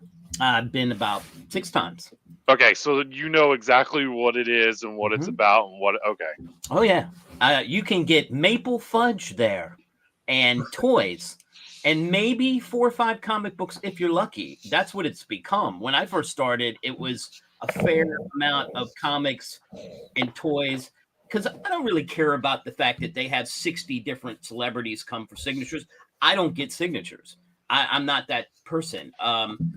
But my buddy is. So, he was the driving force to go the first time, and I wouldn't go up there if he wasn't going up there. I wouldn't drive myself all the way up there because they deviated too much from the comics. But, it's a Friday, and I don't mind going up and hanging, and it's a long drive for one person by themselves. So I said I'd go with him, and I think our other friend Rob is going to go with us. So We're talking about Star Wars appearances, man. Check this out. This is the lineup for like SF Fan Expo, right? We got, of course, let's just start it off big. Mark Hamill. Yeah. Ewan McGregor, Timu Morrison, Katie Sackhoff, Alan Tyduck, Carl Weathers, Ray Park. Well, they're all dropping right down the street. It's not like they don't even know where Pittsburgh is. Emily Swallow. Let's see who else is Star Wars in here. Dennis Lawson, Daniel Logan. So we're going to have both Boba Fett's and Vivian Blair. Those are just the actors. And then when you go to the voice actors, voice actors.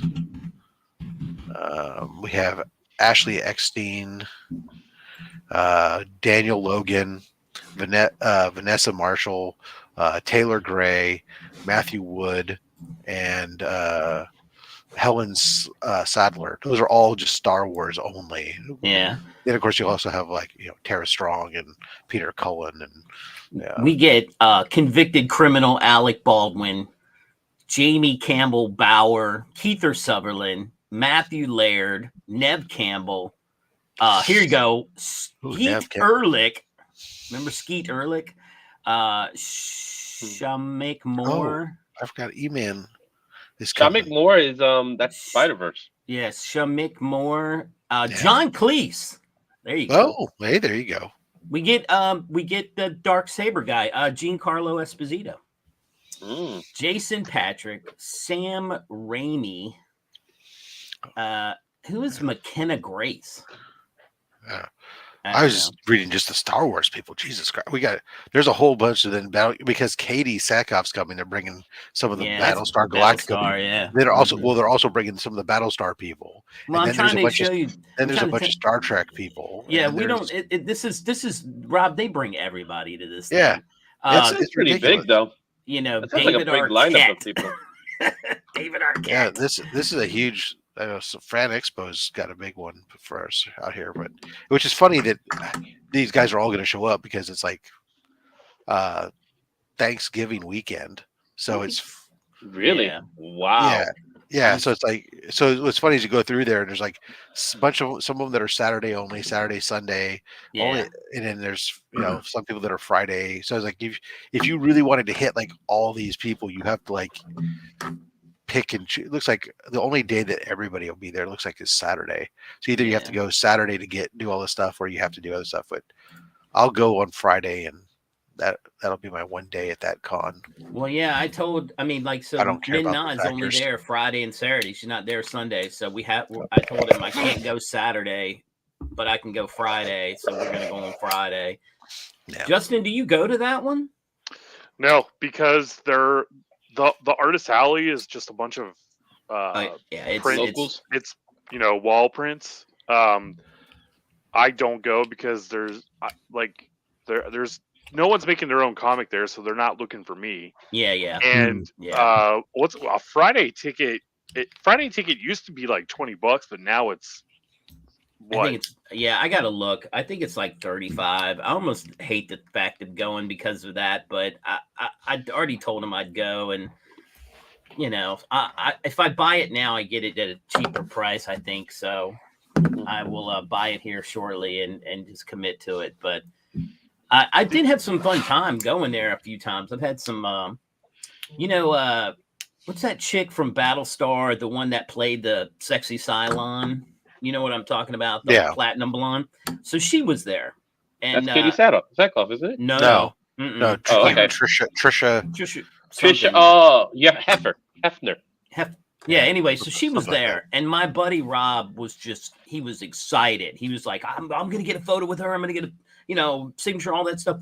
And so we're flipping through books, and they announce over the intercom that she's gonna set up, and So he's like, "Come on, let's go." I'm like, "Dude, give her a minute to set up." There's, I don't want to wait in line. I don't want to wait in line. I want to be the first.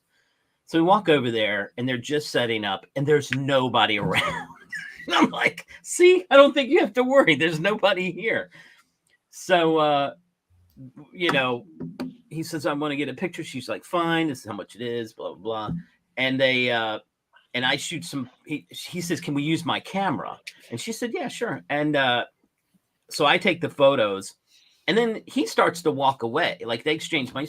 I'm like looking around. There's nobody here. I'm like, screw that. I'm going to ask her some questions because she was on this damn TV show that was on the Sci-Fi network, and I was engrossed in it, and then it disappeared.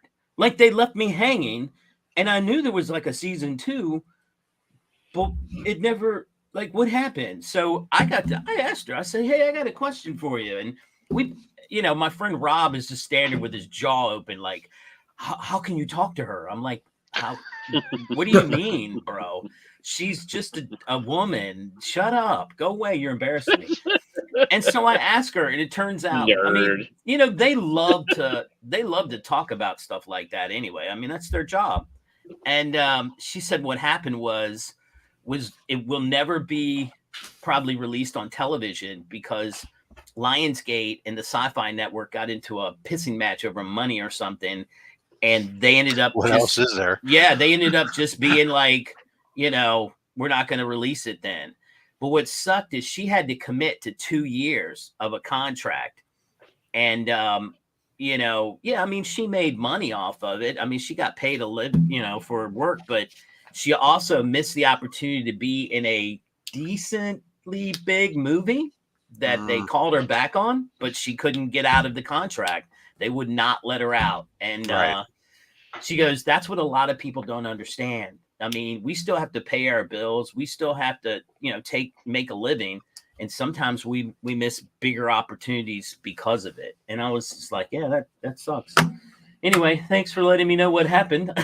And I said, see ya. And I walked away. And my friend Rob was just dying. He's like, man, isn't she beautiful? I'm like, yeah, and she's fine. Whatever. Yeah, I love Steel City. I went to get they have a bar over there now. So they set up a bar in that one corner, and you can go, you can sit down and have a little Pepsi or whatever, and you can also have a mixed drink. So I went to go get my son a Pepsi at the bar, and God, I really suck with names. Freaking Yondu. Okay. I can't think of his name. Why can't I think of Yondu's name? Oh, I know you're talking about. Michael Rooker, right. So Rooker comes up right beside me, and I look over, I said, hey, what's up? And he's like, what you drinking? You know how he has that voice. What you drinking? I said, I'm a hard drinker, man. Pepsi. He's like, I wish they would let me have a little more than Pepsi. And there was like huge guy behind him. And I think the problem is Rooker will get drunk at these things. So he's like, so he looks at the bartender, and the bartender, he's like, I need an orange juice. And the bartender goes over to put the orange juice, and he grabs his hand. He's like, orange juice, and he kind of winks at him, and he's like, gotcha. And I was like, all right, well, have one a good screwdriver time, coming up. He's like, what you drinking? I was like, Pepsi. I'm a hard drinker. He's all, I need a Phillips orange juice. Yeah, exactly. But yeah, I think that's the only way some of those guys get through that stuff is. But that's the first time I've ever been. I know that's the only way Justin gets through those things. Yeah. Sitting behind the table all day is awful. Oh yeah, I'm sure. I hate it. And you try to talk. Then you have to talk to people. Oh yeah, it's awful. Or worse, you got to get people to talk to you. No, I don't want to talk to people. I just sit there. Yeah, that's true. People walk by. Well, but your case is a little different. They glance over just to see, like, is that somebody I need? No, oh no, that's just. I don't know. Social interactions overrated, right? Well, yeah. What Greg Bearded Comic Bro is better at selling my books at conventions than I am. Yeah, that's what I'm saying. That's why you had Bearded with you. That's what you need to do. You need to have Bearded with you all the time. Yeah. Or find somebody in the community that is going to be near your con and say, okay, come and meet me over here and help me smash my books for me. Hey, I'd do it. Hey, you don't know. Some of us might be a bigger draw. That's right. Rob Fatstacks, bring it in the house. Well, I don't know about that, but let's. So that buddy of mine I'm going with to the con, he had a ridiculous amount of Star Wars toys, and he's like, I need to thin this out. So he bought a table at one of those flea market type things, and he said, will you go with me and help just see if you can help me sell these? I was like, are you sure? Because if I go, I'm doing it my way. And he was like, yeah, go ahead. So my way is I don't sit behind the table. I'm in front of the table. And I'm like, how you should do it anyway. You come walking by and I'm like, hey man, do you like Star Wars? Come check this out. Let me give you a deal. And I'm hustling. I'm out there getting it done. And we sold a ton of stuff, but his face turned so red because he was like embarrassed. He's like, you're overdoing it. I'm like, how can you overdo it? Did you just sell most of the crap that you brought? Then shut up. That's I'm like, I'm not overdoing it if all your shit is gone. And that was the end of that. But yeah. Is your intention to bring it back? Right. I think that's what it was, honestly, Rob. I think he was doing it just to appease seller's his wife. remorse. You know, he's like, all right, I'm going to do this because she's on my ass and I have too much stuff. And I'm like, I mean, he told me the other day it was something like Carnival Barker Jim. That's right. Yeah. We'll use Jim at Heroes to do our step right up and have your photo taken with the amazing tattooed Tyler. That's right. What's the latest on it? Do we have a party that he's going to yet? I haven't seen him since the event. Well, in my defense, not normally on the Friday channel Hangout with them. So yeah. And I don't know, he hasn't been on as much. I don't know, maybe he is. He's in hiding. Well, he hasn't been. I mean, you know, if he's going to do anything, it'll be tonight. I mean, I would think with the, Illuminati within the mix. So, well, I don't think he would necessarily do it right away, but yeah. Well, no, I meant like they'll talk about it. Probably they'll probably give him a bunch of. I don't know. Well, shit, who knows? We'll see. But and we never saw Tyler again. Yeah, exactly. Exactly. Aggressively. Ben is like, oh no. He's like, nah, I screwed that up. I guess it's all about Notre Dame football right now. Then, you know, he's focused on the Notre Dame football right now. So, is that a thing? It is for him. Not for me, but he enjoys it. So, yeah, I wasn't able to make New Comic Book Day with Chris and them, but I did get my negative space, which is what I needed. The foil one was the king, man. Yeah, I didn't. You know, I ordered that with the new LCS I'm at. It actually came in, and they had it ready for me, which is so unlike the old one. So, but I can't remember if it was Gary or somebody told me about this book, Chroma. And because it's the same guy who did Void Rivals, Leonardo Federici. Oh, the artwork? Federici. Yeah, but it's a cool premise, so I want to read it. Evidently, you want to be all white and not have any color because this monsters kill you if you have color. Like, they can see the color, but they can't see white. So these guys come at you. So not from a racial perspective. Not from a racial perspective, but from a clothing. Yeah, because she has like blue. She has this like blue-green eyes or something like that. Oh, okay. And they think she's. I don't know. Somebody told me to. It sounded cool when they told it. I'm gonna read it. I'm gonna maybe do a review on it because I thought that was cool. And the LCS had them for like half price. These guys never have anything for half price. I was like, oh, damn. Let me get this while it's still here. Like, do you want a racist book? Here you go. I don't think that's what it was. No, you get what I'm saying. So, but I still need to find that. I think you need to be careful when you're describing that book, right? Yeah, okay. Exactly. Color in the clothing. Color in the clothing. And sure, that's what you want to call it? Okay. In the clothing. Come on, Izzy. Always got to be starting shit. They might have got an interesting pitch meeting for that book, I'm sure. Yeah, exactly. I got this idea. It's going to be an all-white comic book. Yeah. Whoa, bro. No, it's not what you think. It's not what you think, guys. You see, they're going to kill everyone that's not white. Right. Wait a minute. No, not like that. Yeah, I don't know. Look at the new Wonder Woman. I mean, they're kind of, skirting the political lines of life. But, hey, welcome to Tom Keen's world. Yeah, I mean, that's what he does. So I wasn't shocked. There was no amazement there or anything. I was like, oh, hold on. We're getting you there. But I enjoy it nonetheless. Oh, look what's that. It's up for bid. Chesty Morgan. How much is it?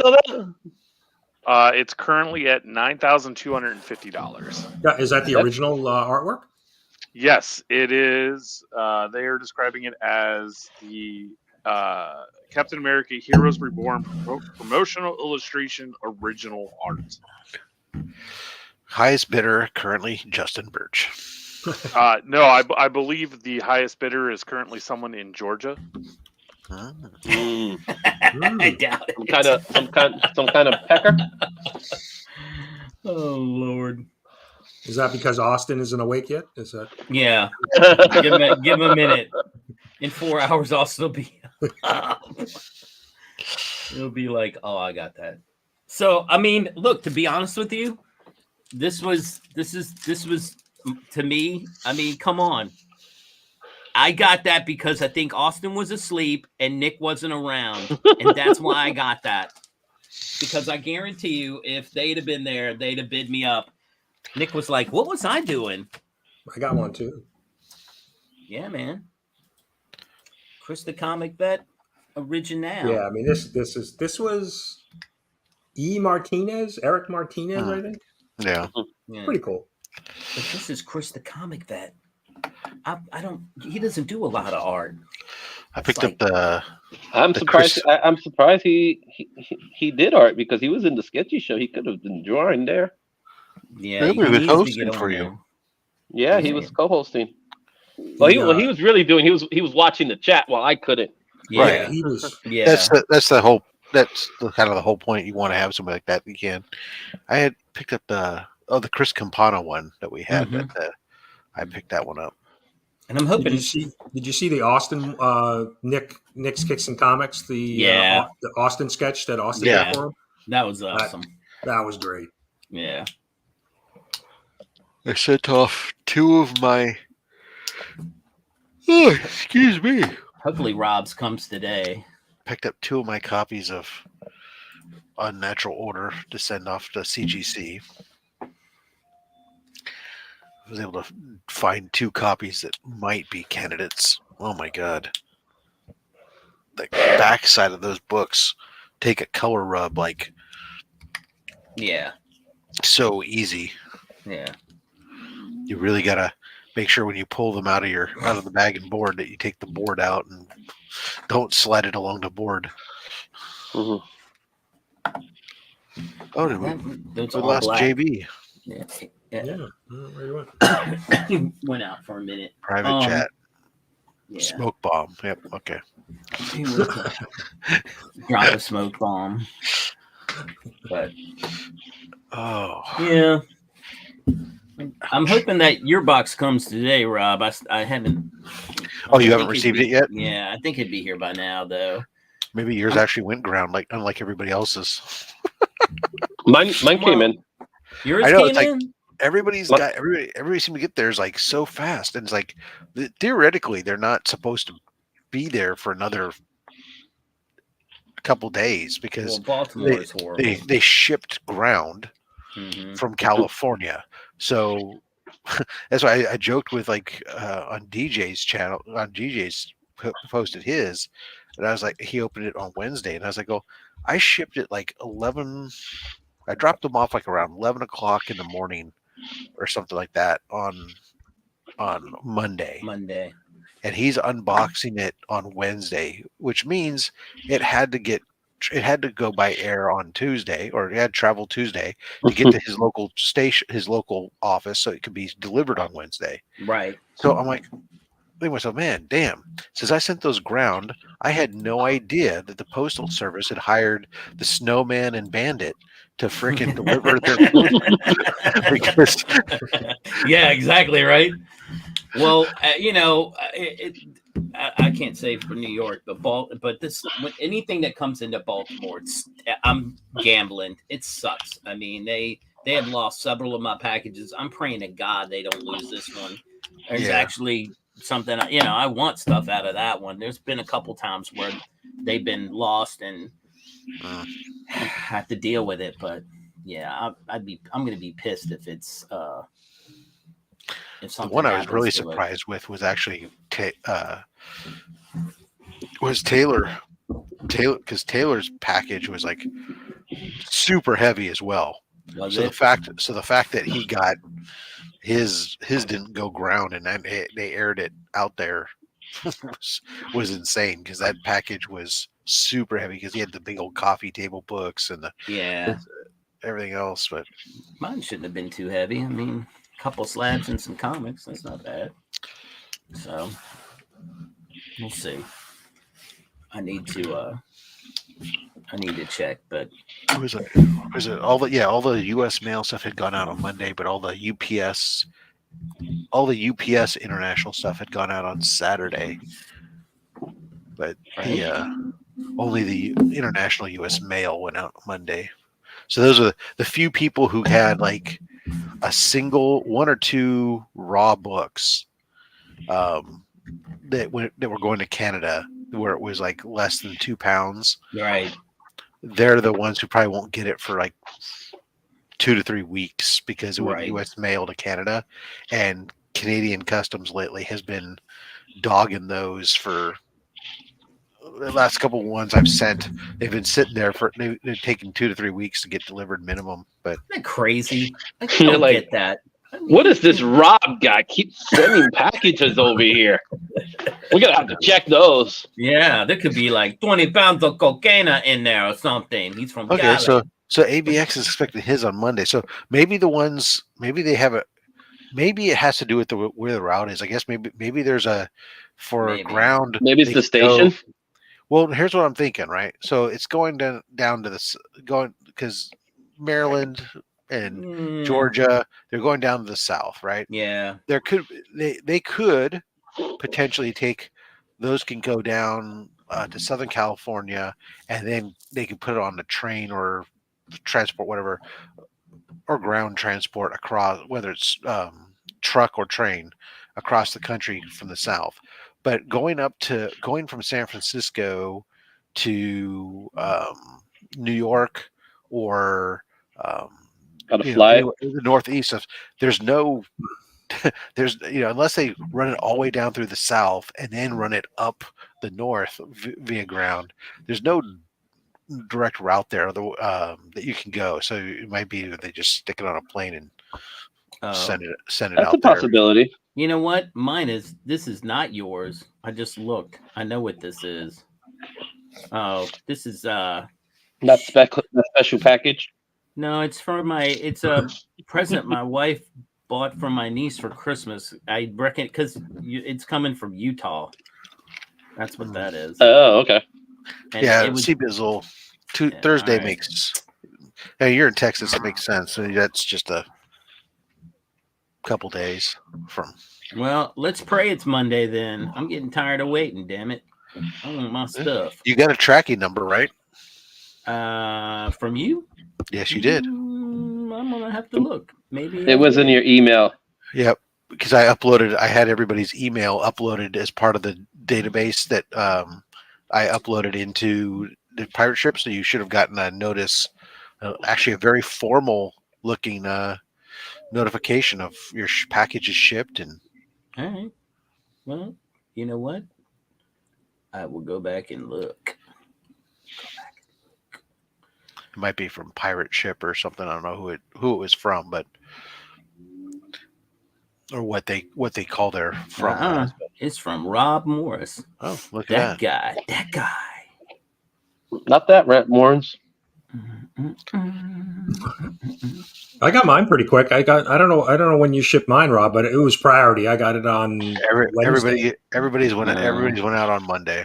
It's tomorrow. It's tomorrow. Okay. Expected delivery tomorrow. Yeah. How about that? U.S. mail. Yeah, yours was priority because you had more. So there were certain people who had enough slabs. It was cheaper for me to ship it priority than it was because I could use especially the ones who had like 3 or 4 slabs where I was using a medium flat rate box. Mm-hmm. Right. Because then it was the weight was such that, especially shipping for me, everything, most of you guys are like zone 6 or right, your maximum zones away from me for US mail. So it was so ground advantage is really most advantageous if you're only 1 or 2 zones away from where you're at how the US Post Office breaks it up. So for me, you guys are like maximum zonage. So sometimes some packages ground advantage versus priority can be as little as less than $1 difference. and in some cases it can be more. And in this case, I think if I ship like 4 slabs in a box, Ground Advantage was more expensive than if I could use the medium flat rate box and the slab shippers. Then I could ship that for $17. It was like, No, Wow. that medium priority box is pretty nice. Yeah. pretty nice. well, Yeah, it's the cost same thing. wise and It's the same thing when I ship I'm shipping you guys a few raw books.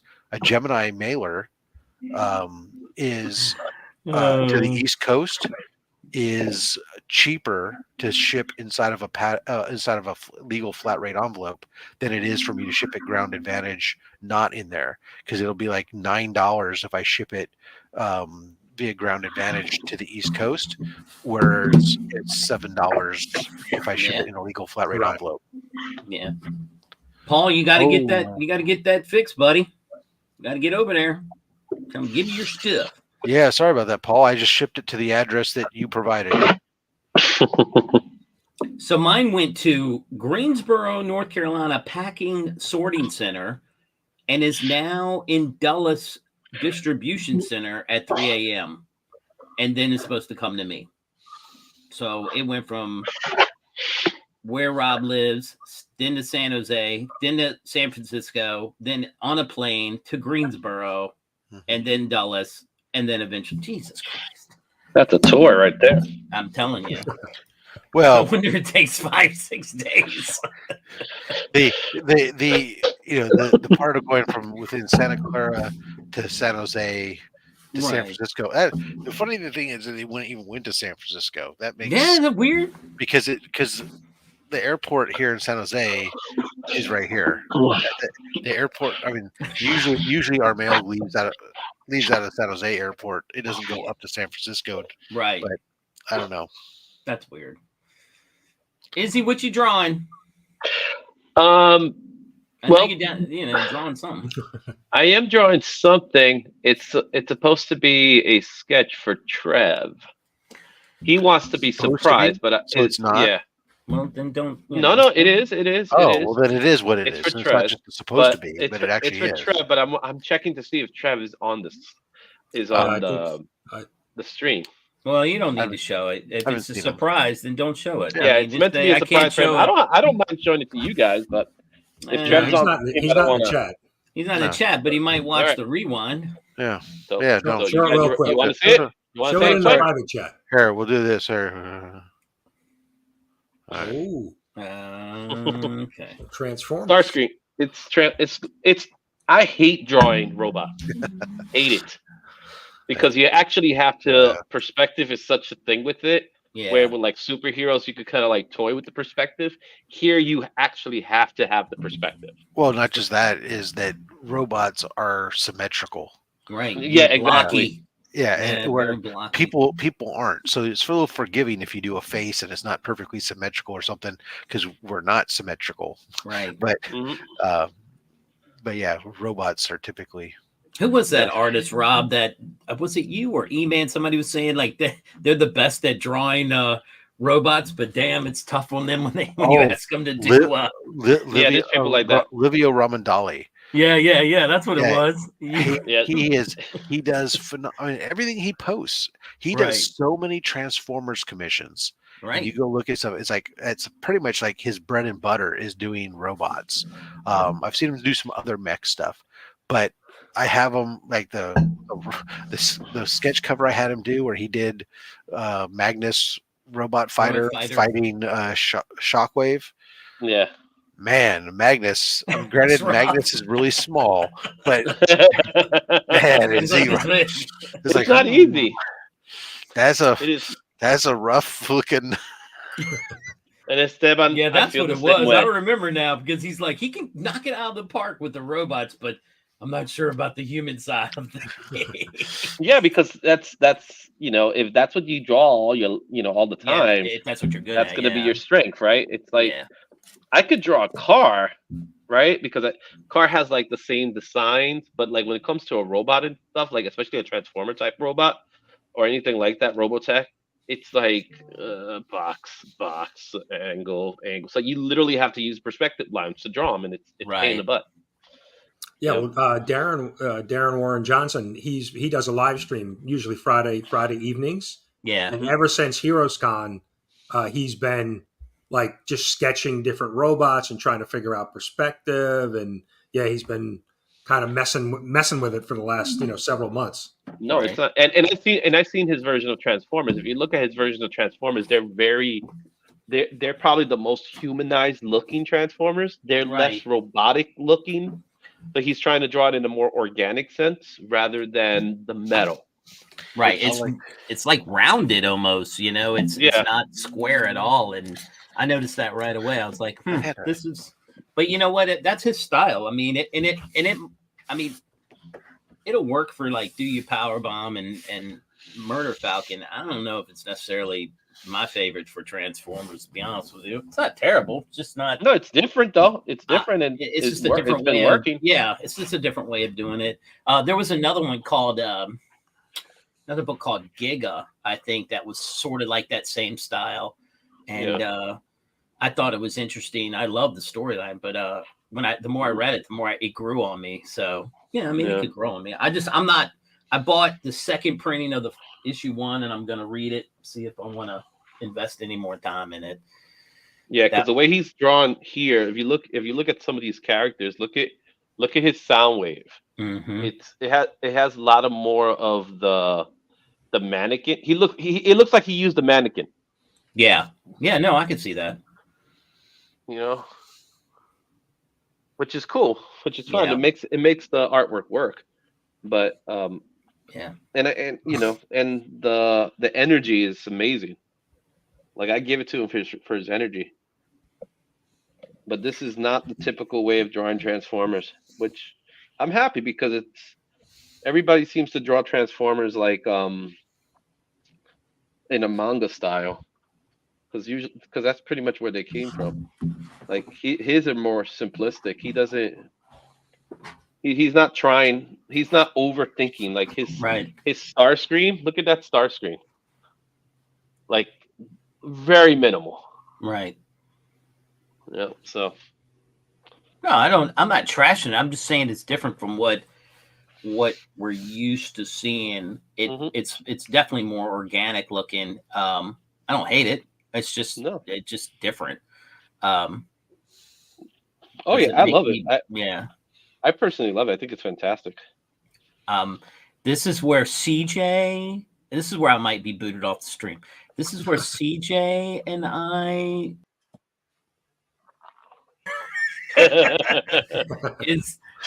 I'm not a huge John Jang fan.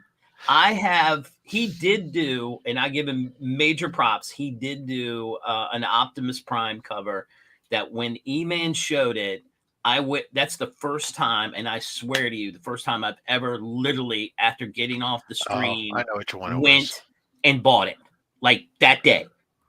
Because it was just beautiful. So the version's available.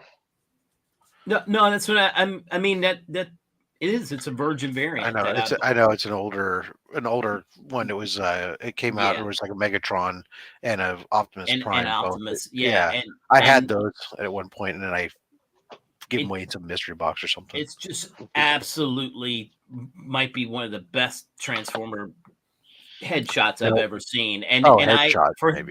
I liked it. Do I like everything else he does? Not really. Yeah. I mean, it's kind of all the same. That's where CJ and I agree on that stuff. So, well, CJ doesn't hate the art. Yeah. Keep that in mind. It's not the art that he has a problem with. Oh, I understand his story. Don't get me wrong. I know the story, the backstory too. But I'm not hating the art. It's just the same. It's like, to me, it's too over the top on some things, and other ones just kind of, I look at the thing and I'm like, I don't know what that is, and I can't get. I like Jen, and I know what it is. Well, I like that it's all headshots. I like the Miles piece that he did, but then there's other ones that Mark has shown in the past, and I'm like, I don't know what that cover is, and I don't really. It's kind of creepy, and I'm not into it. It's just not my thing. But then people would say the same about, John Byrne and George Perez. Oh, the style's all the same. they're going to be that way, and that's fine. But that's the style that I like. I mean, I like this John Boy Myers one. You know, I mean, that's just beautiful. But not everybody else will look at that. They'll go, "Oh, she's too, her eyes are too messed up, and her hair's all, Everybody has a way of doing things, and that's what art is, right? It's subjective. Yeah. So, but then again, you can't say Byrne and Perez are okay. They're awesome. They'll always be awesome. That's not subjective. That's a fact. I agree. They're my favorites. They're my top two. So, there's somebody asked on a Twitter or X or whatever the hell it is. I don't know what you call it now. They asked, what are some of the biggest comic art or comic feuds, and why is John Byrne always in the middle of one of them? And I'm like, you know what? I mean, because him and Claremont did not get along, from what I understand. So they were not, It's a lot to do with Claremont was doing Stan Lee style, Marvel style in his writing, and then when Byrne would do the work, Byrne did some stuff, and Claremont kind of put it to the side and changed it up. Yeah. So I could see that. I could see why there was an issue. Well, supposedly, and this is what I mean. Listening to an interview with Claremont through Reggie Collect's thing, I think it was Reggie when he interviewed him. He said that when they were doing the X-Men book together, it started out fine, but then John kept wanting to, like, he would get the story and he'd want to change the story. And Claremont was like, you're the artist and I'm the writer. And it was a big problem. And so they went to the editor, or he went to the editor and was like, look, this is going to be an issue. If this continues, we're going to have a problem. And they said, okay. And that's when according to Claremont, that's when they went to John Byrne and said, hey, we really need you to help us out with this Fantastic Four book. We're going to let you write it and draw it. We're just going to take you off of X-Men or something like that. It was like, yeah, you're right. They just didn't get I mean, it was too many clashes with the storyline and how it needed to go. And Claremont had a vision that John just couldn't see, and he didn't want to draw it if he couldn't see it. So his run on Fantastic Four, Byrne's run on Fantastic Four was pretty good, though. Yeah, I enjoyed it. Yeah. I enjoyed it.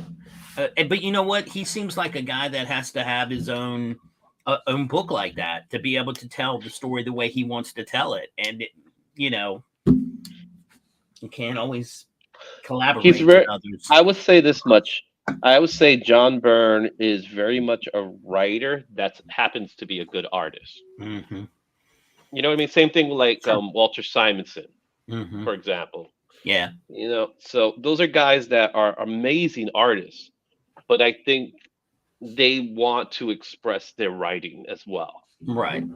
Well, in an interview with Byrne, the whole point, him and Perez both were in the same bucket was speed.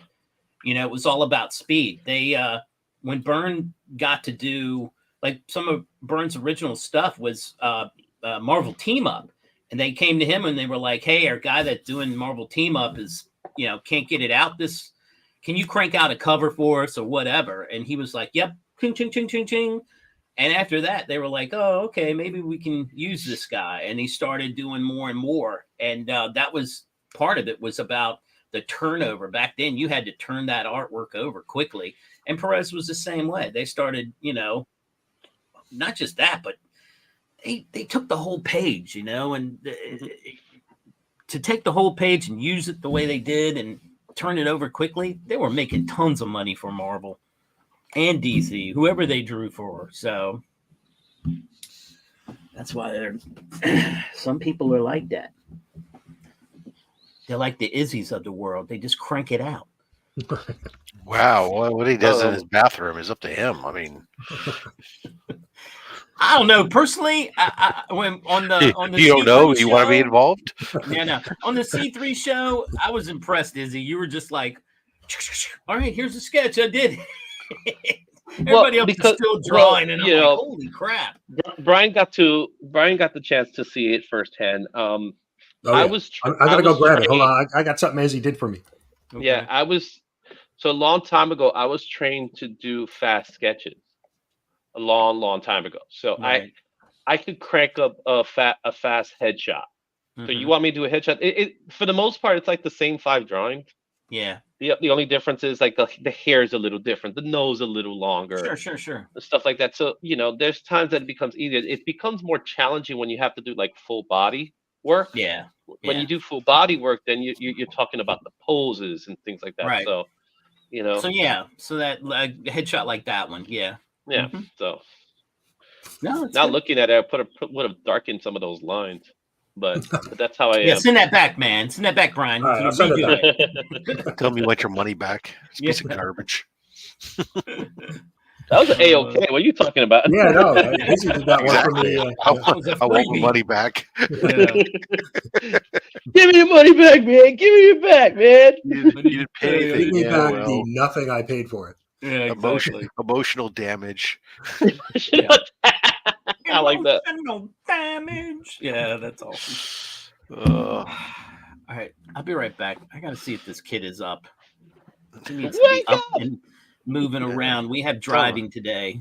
it's 9:30 in the morning. Get your ass up, kid. It's not like you're on the West Coast where it's like 6:30 in the morning. Those of us out here going like, it's still dark. But hey, I don't know about you, but it's going to be 81 degrees here. So, there you are. It's not going to be 81 degrees up here. It's actually cold in South Carolina this morning. It's cold as balls here, man. Yeah, Yeah. it's. I mean, there was frost on the window. Oh, I know. I saw this you put morning. it on socks. Yeah. Wow, he's got socks on. Wow. What? Interesting. That's Yeah, when Same he's size. getting ready to leave the house. In this room, like, is where I let the dogs out. So I tend to leave the back door cracked. Mm, So, like, Yeah. the hardwood floor is super cold right now. yeah. It's supposed to be in the 70s mark on Sunday when we Nice. go to the comic show there. So I'm dragging Pops with me. When I say dragging Pops, I'm like I'm coercing him into driving me. Oh no, we have a cold spell coming, right? So I am gonna be at 81 today, but tomorrow it'll drop down to 74, then 70. By middle of next week, we're gonna be down to a balmy 68. Where's Nick when you need him?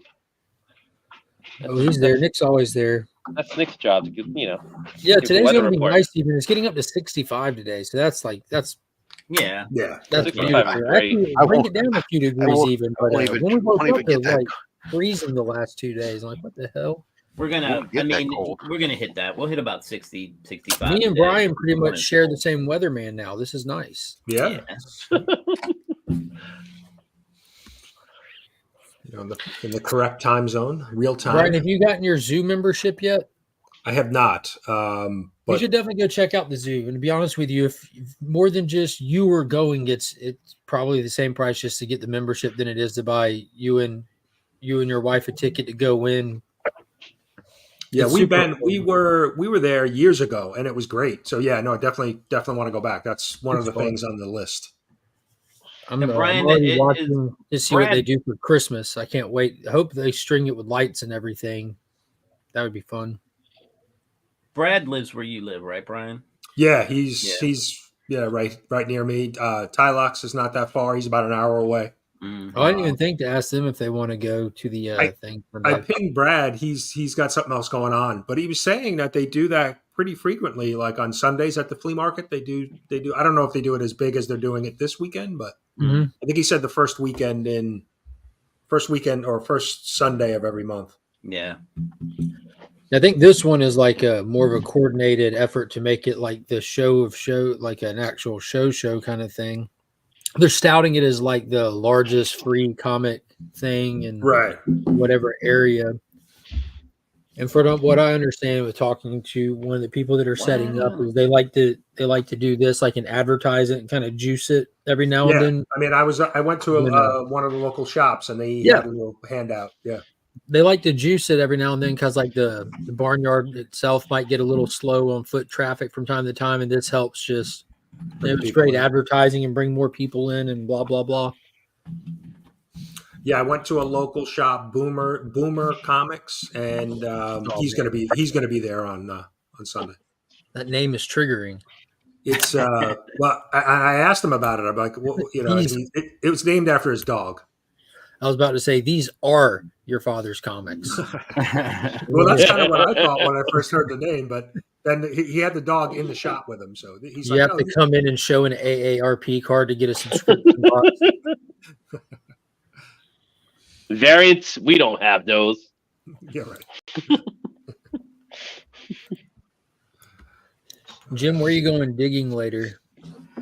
Well, there's a house that I want. I'm meeting up with a guy that I met recently, and we're gonna go and try to door knock this place that used to be a Civil War hospital. I'm not a Civil War guy, but this guy's a big Civil War person. He loves to dig all that stuff. So hopefully we'll get permission on that. It would be interesting if we could. I know there's stuff there. I don't think anybody's ever dug it. Because it's been so many different things.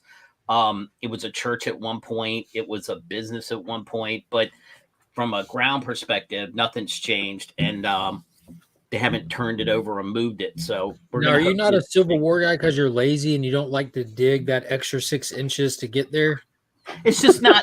it's like for me, once you dig a few drop 3-ringer bullets, I don't know. It's not. It's just exciting. the same thing. Yeah, I mean, now if I found a nice breastplate or some stuff to change it up, I love finding buttons. I've dug plenty of different buttons, Civil War buttons, but there are different types of Civil War buttons. Like some have an I on it for infantry, A for artillery, and I haven't found any of those. I've just found like the general service ones, and so that makes it a little more exciting. But we're gonna do that. We're gonna hit a couple of different parks that might be good. And but yeah, I'm hoping to get on that house. I don't ever find no Revolutionary era stuff. Not it could. It has potential around here to have that, but most of the time, no. I think you have to be closer to the coastline for that, maybe, and maybe even just being up in Massachusetts might be better. You'll hide well in the shadows. So, but because we can't run with them. So. Jim said butts. No butts. But no, I was looking at this is how you trained your wife well. I was telling Brian we're going to a wedding in South Carolina next weekend. But what we're doing is we're gonna leave on Thursday and just kind of casually drive down towards like North Carolina, and she's booked a hotel in Winston-Salem. And she said to me the other day, she goes, "Have you checked to see what local comic shops are in Winston-Salem?" And I was like, "Why no, I have not." And she goes, "Well, why not?" And I'm like, "I don't know, but I love you." So I would be mad if I got there and you get to like the middle of town and they don't have some kind of just standard scale for people to go use with a duck on one half of it already. Have a duck sitting on half the scale and the other side just waiting. That's a fair cop. Mm-hmm. So we're gonna go there, and then we're going down to it's like Greenville area, Greenville, South Carolina, for the wedding. So might as well look for a house while you're down here. Enjoy the great migration. Brian's ahead of the curve. Been trying to get Rob over here. Been trying to get Becker over here. It's a possible thing. I have a lot of relatives in South Carolina. They'd be down for it. With Rob, it's just a waiting game. I understand his situation, and he's smart to ride it out. But I expect to see him within the next 8 years. Yeah, gotta get that wife to retire with her full pension. Yes, sir. So Florida's not this place anymore. Florida's not. Florida's never the place for me. Yeah. Florida's definitely a place. Yeah, no, we explored that. That used to be the big destination for New Yorkers was Florida, but yeah, I mean, there's plenty to dislike about Florida, and I don't think that's ever changed. I mean, but Right. you're not going down there for the benefits or the the stuff that a lot of people complain about, none of that really affects you if you're trying to go somewhere to retire. Ain't got nothing to do with anything. Yeah. I'm just going down there to buy a house, not pay a lot of taxes, and enjoy the weather. I'm not going down there to get into a political career or to go fight with a Disney corporation. Like, those things are absolutely separate. If you're into illegal pharmaceuticals, I heard it's a great destination too. No, I was wondering where the best place to get bath salts were, but well, I think it's good for that as well, Rob. Yeah. Although out here going into the dispensaries is entirely different. Yeah. Especially for a long time, I guess especially the higher end ones with their some weed sommeliers. Yeah, Florida's an industry for old folks. Yep, nothing wrong with that. Pain pills and retirement homes. Yeah, anywhere you go, you're gonna find. There you go, Jim. You're gonna find stuff you like and dislike. Some more than others, but if you're going down there just to do you and mind your business, it's really that. I think that's why old people don't mind places like that, because they're done with all the malarkey that we find. Well, I don't want to say all of us, but like my age of people and younger find themselves like getting at least vocally involved with or involved with online and stuff. Like, you're at a point in life where you think got time for it. I work closely with a 93-year-old woman, and she's just waking up in the morning is a W. The rest of it's for the birds, Yeah. Well, in our new neighborhood, my neighbor, the neighbor is from like 2 towns over from Long Island, and then right down the street there's a guy from New Jersey. So it's pretty much nothing changed but the weather. Yeah, that's fantastic. Pretty much. Well, I was going to say, have you had any Southern hospitality? But I guess not, because Northerners just came down there and took. They came in with their pie and they say, "Where are you from? Where are you originally from?" Long Island. It's like, oh, okay, never mind. Yeah. No. I mean, everybody. I walk my dogs every day, and everybody waves to me when they see me. When they pass me by, they don't, put me off. So that's a difference. Finger, that's right? A big difference. Have you gone through any drive-through yet? Not saying that jokingly. No, I don't think I have. If you want to test the Southern hospitality, just go through the drive-through. And specifically, I know everyone's heard about it. If you want, the cheat code is Chick-fil-A, obviously. But right. Like, in all sincerity, when me and Kyle were living more in the city, like a little bit over a year ago, just going from there just to back to here, this part of town where I grew up, you can't go through a drive-through without smiling. Like, man, they're so nice. Yeah. Well, my DMV experience was pleasant. Like, wow, we had to go in. We had to switch the car over, get our license. The woman at the counter walked me through everything and highlighted it with here are the forms, and let me highlight what you need to fill out. Yeah, if you have any questions, come back and see. Like, what the hell's going on over here? Did you get a honey or a sweetheart? Whenever you like, we have these people, like, have y'all heard about like under your concrete slabs getting eroded or getting hollow, and they fill it in and stuff, and they can raise slabs and stuff. We had some of that done at my job, and they came back to check it, and they were not satisfied with the job fully. And they're like, all right, we're going to send our crew back out here. I want to give you my cell phone number. I want you to call my cell phone if they're not out here by this time. I'm like, and that's how it is for everything. I got the cell phone for my postmaster. I've got the cell phone for these guys now. Like, everyone's just happy to give you their personal numbers. Yeah, I mean that's the one thing we've noticed right away. Just people are a little bit more pleasant down here. Yeah, absolutely. When we moved from Richmond to here, we were in Gaithersburg for 1 year because we didn't know where we wanted to live, and I could not stand it. Hated it. People were rude. It was too many people in one confined spot, and that's why we moved. And you think it's not very far. It's only like maybe, I don't know, 30, 40 miles up the road. And it makes all the difference. Night and day. It was, people were like opening doors here. They were like saying, thank you, have a good day. And I was like, what the hell? Am I in another, what is this? But it was amazing. And I loved it. I'm glad we bought a house here back then because it was totally different. So, and we got more house for the money we spent. So it worked out. But yeah, I'm leaning towards North, South Carolina areas. Just a little bit farther south, and you should be good. You know, but yeah. Well, yeah, I mean, the game only- changer for us was my in-laws moved. My wife is originally from California. My in-laws were there. We never thought they would ever leave California. Yeah, And 2 years ago, they moved. And so they moved to South Carolina. My sister-in-law and her family have been here for years. She met her husband in college, and he was from the area. So they came back. yeah. And so for us, it made sense because basically all of my wife's family was here, and she's been away from them for a long time. So and I was done. I was ready to get out of Long Island, New York, because of just the prices were getting crazy, and we were paying $5 a gallon for heating oil to heat our house last year. So we was like, yeah, I'm good. I'm ready to go. I just Yeah, picture that's not Brian that- going out when the sun's coming up with his little stick with the bell on it to snuff out all of his street lights. And he said, paying for a gallon of oil from the heating oil.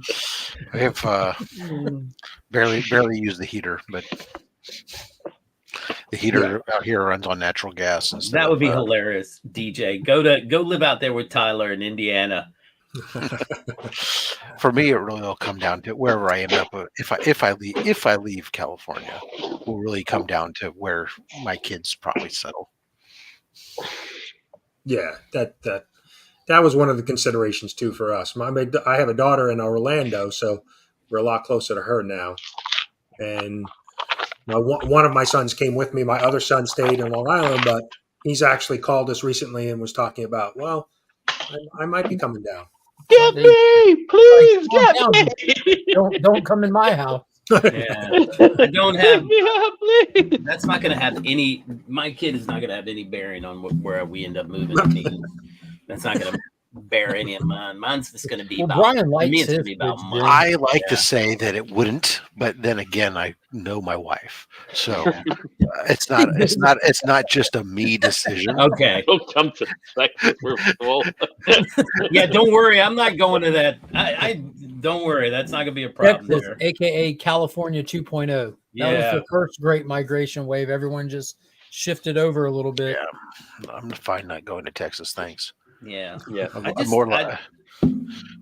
I won't be in I've been Texas to San anytime soon. Antonio one time, and it was fantastic. Went Yeah. and saw the Alamo.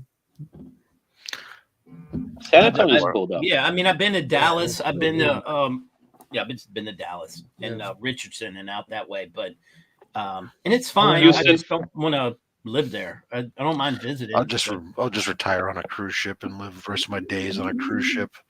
Hey, there's people out there that do that. That's a real thing. In all sincerity, Rob, in all sincerity, we have the river here as well. We have the huge ass lake. You get you a houseboat, go post up on the lake. That way you don't worry about like tsunamis. Right. Yeah. All right, let me go check on this kid. I got to go get him ready to drive. I'll see you guys later. You got to go get him ready to drive, and you're going to worry about where he wants to live when you're older. Come on now. I just said he's not going to have any bearing on where I live. Oh, okay. Oh yeah. Yeah, I don't care at Has all. he figured out how to do this driving thing yet? We went on the interstate, and that was the last big thing. But I would like to practice making sure that he's got the parking down, and then I'm done. He goes on to the class he has to take. In Maryland, you have to take this driving school class. You have to have so many hours beforehand, and so you have to know how to drive before they teach you how to drive. I know it's stupid. I get it, and I agree with that statement. And I know that's sounds what like you're a thinking. money laundering scheme. It is a money laundering. Trust me, I argue the same thing. I'm like, this sounds like a money grab. What is this bullshit? But it's the law. They make it do it here. But yeah, and we're gonna go over to. I don't know. I don't even know where to go. Our microwave died, and I can't even remember where we got the last one. It's like 15 years old. Sears. Yeah, there probably was. And there's no Sears anymore. I know where we got mine, but that's just because I. So I'm thinking we're gonna drive over to Best Buy and see if there's anything at Best Buy. I think I got my last one. I got at Lowe's. Yeah, I mean Best Buy, Home Depot. Yeah. Okay. I only know this because I was working there at the time, and so I was buying everything there because it was employee discount. At Lowe's. Okay. Yeah. Well, and it has to. I got the dimensions because it has to fit underneath Right. the thing. It has to So fit here. And this now, is I don't it. care about the cubic width or any of that crap. I just need it, and I don't care if it has a popcorn. I needed to heat shit up, and that's it. So I was told to go get a microwave and practice driving. That's what we're doing today. And then I go and digging. All right, boys. Mine is See you later. was at the time all the kitchen appliances were having retro knobs and stuff on it, and so the microwave's all stainless steel with retro knobs and switches, which we toaster the microwave. Yeah, we don't. I say I think that the microwave ovens hit different when you're making cheese toast. That's where it's at. Yeah, the toaster oven and now the air fryer. There's no need to use the big oven at all no more. Yeah, I got Kyle in the air fryer. She loves it. Yeah, I mean you can pretty much cook anything in an air fryer. Yeah, and it comes out better. Especially since they have so many different settings and stuff on them now. So between that and the toaster oven, that's it now that it's just the two of us. It's like there's no need to fire up the full size oven. Although last night I had to fire up the grill because I was cooking up I had a nice thick New York strip steak. Went through the cast iron skillet out on the grill, get it up to 600 degrees, and then sear that steak in a nice pile of butter. Is that the stuff that came in the mail yesterday, Mark? I did get this in the mail yesterday. Like there was only like one thing that caught my attention from NYCC, other than like a couple books I wanted, the Jang books that I tracked down and chased. Mm-hmm. But that Ghost Machine announcement was huge, and before I even knew that Ghost Machine announcement was happening, I follow Jeff Johns through the gates of hell. You know what I'm saying? Like he's like one of my favorite writers, and the stuff he's doing for Image has just been fantastic. And I saw where Image had this listed because I watched Cup of Comics on Monday nights, and he was showing like everything. That's where I knew it was there. So yeah, I hadn't seen that covered. That's one of my buddies picked that up. Yeah, it's signed by Brian Hitch, Brad Anderson, and Rob Lee. So the artist, letterer, and colorist, which is awesome. So, but unfortunately, it's not. There's only one splash page of new material in it. If you picked up the Geiger 80-page giant they did between Geiger and Junkyard Joe, it's got this story in it. Because as most 80-page giants, it's like a bunch of short stories. Okay. And it had the introduction of Redcoat. And his series is going to be starting in a couple of months with Jeff Johns and Brian Hitch. But I wanted that. And then they announced the whole Ghost Machine, the expansion of Mad Ghost, and you have the Unnamed with the Geigerverse stuff. You have the Rook universe being introduced in there, the Family Oddities, and a unnamed horror universe that they're doing. So you have a whole new comic company that's owned by all the creators making the books. It's like Image 2.0 all over again. Mm-hmm. Within Image. Good stuff. And that's signed by everybody.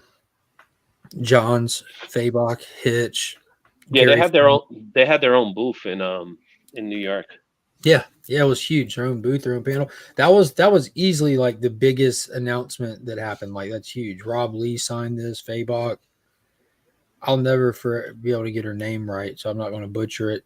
But the lady that worked on Stargirl is doing a lot of the horror stuff. Yeah, it's just really, really exciting stuff. My pool list is going to shift dynamically because if they're going to be rocking out multiple titles, like they're really going to have to be worth the pickup with the big two for me to grab them. My Marvel pool will probably stay the same, just Hulk, Ghost Rider, and Punisher. But so the Ghost Machine that's going to be under the Image. Yeah, so Image doesn't own any of the books; they just get the books out for people. Like Robert Kirkman's books that he writes. Skybound. His own company is called Skybound. Like you have Marvel, DC, you have Skybound. Image just puts the books out for these people. It's pretty much just a distributor at this point. Mm-hmm. Skybound, Shadowline is another one. Cedar Fair and Six Flags are merging. What? That's actually Is it pretty going to be big. called Six Seaters? I don't know. Well, it's interesting because we have a Six Flags in the North Bay, and we have a Cedar Fair amusement park here right around the corner from my house. And the one that's the Cedar Fair one, they had announced that they were going to shut it down probably within the decade. So Six Flags bought them out. Well, now it's unclear. We don't know what's going to happen now that Six Flags and them are merging. Whether that's going to change anything, my guess is it probably won't, because they're probably going to. It used to be. Well, no, because they'll probably keep the one that they have up north, and they'll probably continue to shut down this one in South Bay. Because what it was is the one that's in the South Bay here is Great America was owned by this city for a while, and the amusement park was leased to Cedar Fair to run and everything. And then at some point, Cedar Fair got Santa Clara to sell the land itself. And almost as soon as they agreed to buy the land or the transaction was closed, they announced that they were going to shut down the amusement park because they're probably selling it all for real estate because it's right next door to the Niners stadium. So they'll take down the amusement park, and then they'll be able to put all kinds of offices and hotels and other stuff next to the. Well, didn't you told us that story recently, right? One of the seafood restaurants or something by you sold just for the land, and they get exactly, millions of dollars. Exactly, yeah, it was like insane. Yeah, I would have done it too. It's crazy how much people are paying for land. I don't know why no one's told them that South California is going to end up in the ocean. Terrible investment. Not in your lifetime. Right, y'all are one medium earthquake away, my friend. No, we're not. Not a medium. In the right spot. In the right spot. I've seen that John Cusack movie. I know how this ends. Wait until after Rob retires and leaves California. That's why I'm not. I don't worry about it because I live with these things. And I know what they're really like. It's nothing like any of that bullshit movie crap.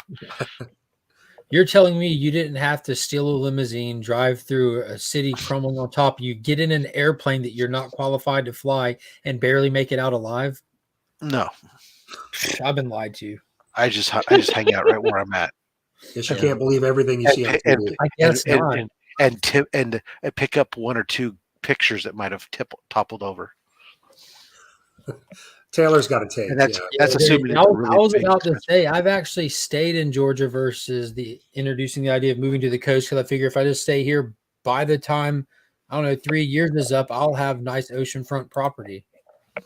Just don't go check the water lines from 50 years ago against the water lines of today. Then you'll ruin my hypothesis. There you go. DJ. Every time sorry. Go ahead. Every time someone says Cali go to the ocean, I want to go, Miss Tessmacher. Miss Tessmacher, exactly. See, and this is where I want to go. I talk about my dislike of the Lex Luthor from the most recent movies that were done, the Man of Steel stuff, was that I never really got his motivation, whereas at least in all the previous movies, his motivation was simple. It was real estate. In both Superman Returns and in the original Superman movies, it was about real estate. He wanted to make money. Kingdoms rise and fall, emperors come and go, but land, and they're not making any more of it. Until he started to make more of it in Superman Returns. That was a great quote, because in Superman Returns, instead of him just buying what's going to be the new high-end real estate and destroying everything away from it, he made the land. Right, exactly.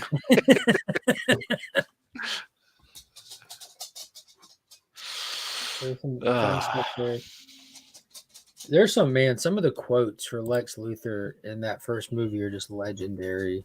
The cereal box one. Like, some people can read War and Peace and come away with nothing, and some people can read the back of a cereal box. I gotta go. I haven't watched the original one in a while. I'll go back. So good. It's literally timeless, man. It ages well. It's just Yep. it's just It really phenomenal. does. Is Invincible out today? Is the new season? Did they drop? Yeah, I think they said they dropped it last night. A day early, and Amazon's like doing that pretty regularly, right? Like if you think back on it, they tend to announce a day, then drop it the night before. Are they dropping the whole series, a season, or are they doing it one episode at a time? I'm not sure. Yeah, I wonder. Izzy, do you know? Nope, I don't know off the top of my head, but I can find out. I guess none of us watched it. I've been watching I'm it. definitely looking forward to watching it. I watched Loki in the Y-Files last night, and that's all I had in me. And then I turned the Y-Files back on and fell asleep to it. Yeah, I saw Loki as well.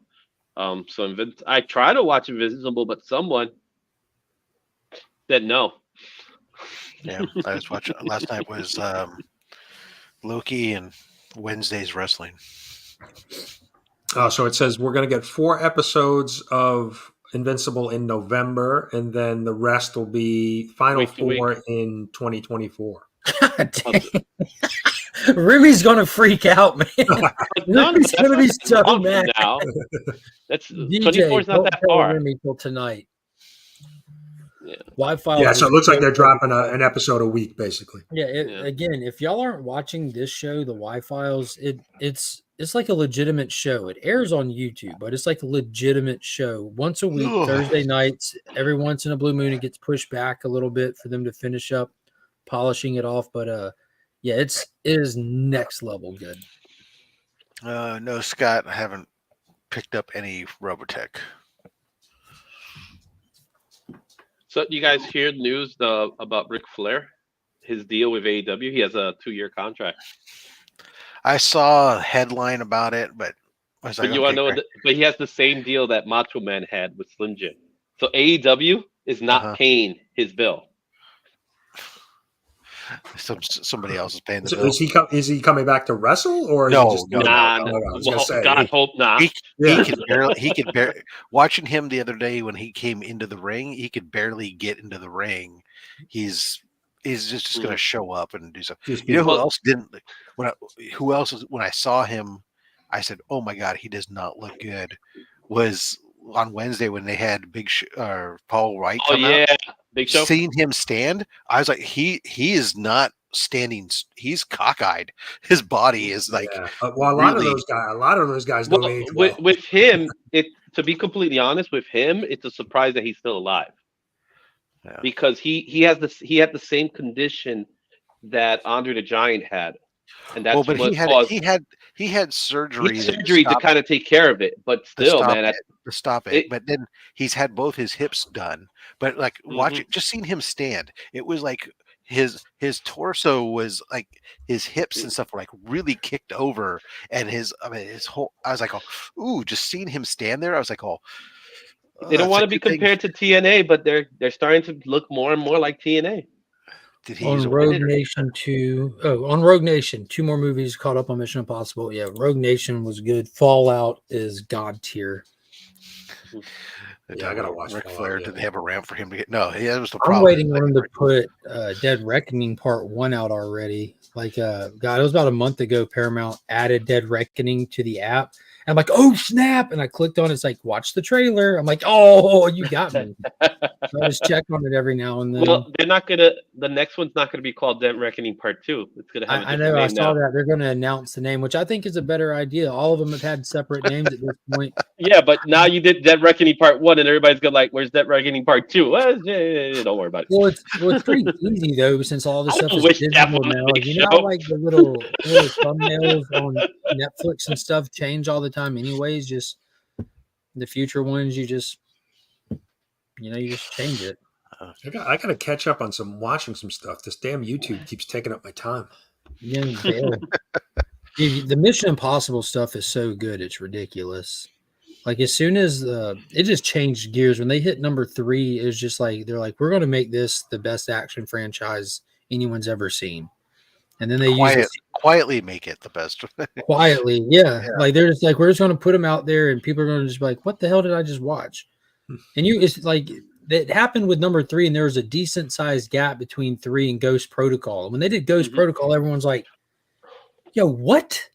And it just keeps upping somehow. And the secret sauce is Scientology, apparently, because Tom Cruise is a tour de force. Like anyone who works with him seems to love the guy, and they're just in awe about what he's doing and how That's he's because doing if you cross his path, you put you in jail like they did with the kid from that '70s show. Don't cross his path, man. I thought he put himself in jail. Yeah, I'm pretty sure his own actions were. Yeah. But for the record, Izzy is pro that kid. I'm just saying. Jeez, yeah, what? I'm just saying, you know what I mean? Okay. Yeah, just wait till you hit Fallout. It is on another level. Yeah, the another replay. level. Izzy Bale. I'm with DJ on this one. Yeah, it was the worst example ever. Yeah, that famous shot that you see of Henry Cavill talking his arms in a fight. Yeah, man, that kid, man, don't cross the cruise. I'm with Chaos. Let's go, Chaos. Let's all go. But it really hasn't. You know who hasn't done well for her? It hasn't done well for John Travolta. No, it kind of made him a little bloated. I just saw he's got a Santa Claus. It's a oh no, a commercial out with him as Santa Claus. John. Oh gosh. And he's dancing like it seemed like that's all he's got now is commercials where he's gonna have him. Hey, can you dance still? Yeah, can you do a commercial? Okay. They had like Leah Remini and John Travolta and these people that were kind of like bigger stars when this stuff was hitting like mainstream topics. But when Tom Cruise decided to join, they really like them as an organization or a church or whatever you want to call them. They shifted their focus of support from these stars to Tom Cruise, who was a bigger star, and the rest of them just kind of fell by the wayside. I mean, they went all in and fully funded Battlefield Earth themselves. It flopped, and like critically, at least, they probably made sure it didn't flop financially. But yeah, they definitely stand by that guy. I wonder if that's how they keep him young. They got that gel. Yeah, Tom Cruise used up all the Scientology oil.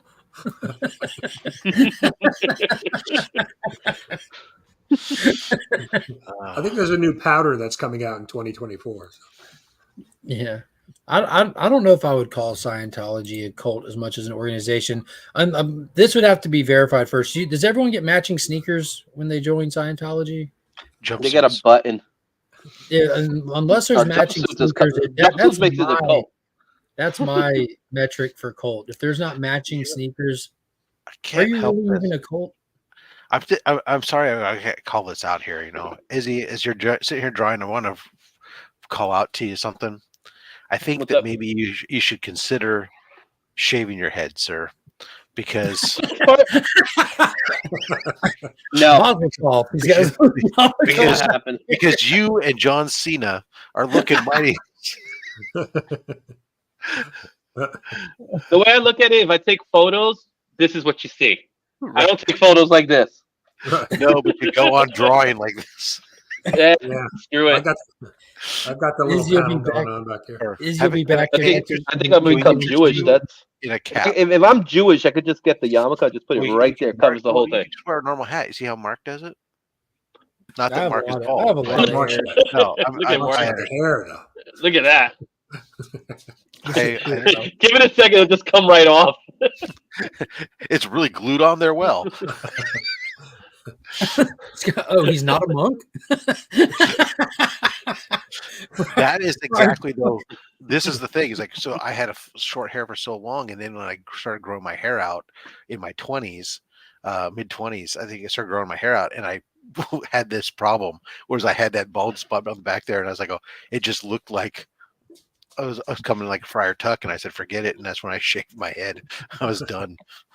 Yeah, I can't do it. I can't shave my head, man. That's not happening.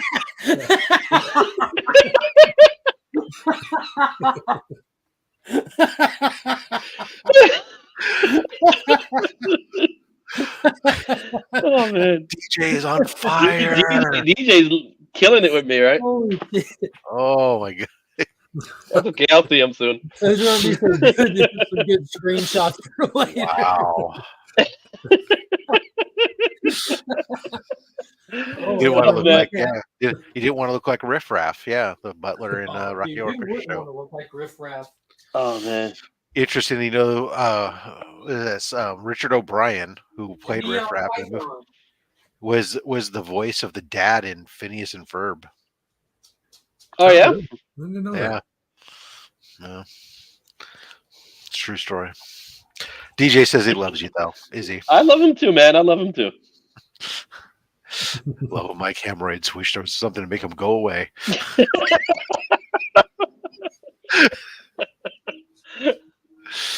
Oh well. Chris, I don't know how I feel about Chris. To be fair, Izzy's throwing softball for Saturday, and DJ's knocking him out of the park. Yeah. So what you're saying is, breaking news: DJ's playing with Izzy's softballs. Got it.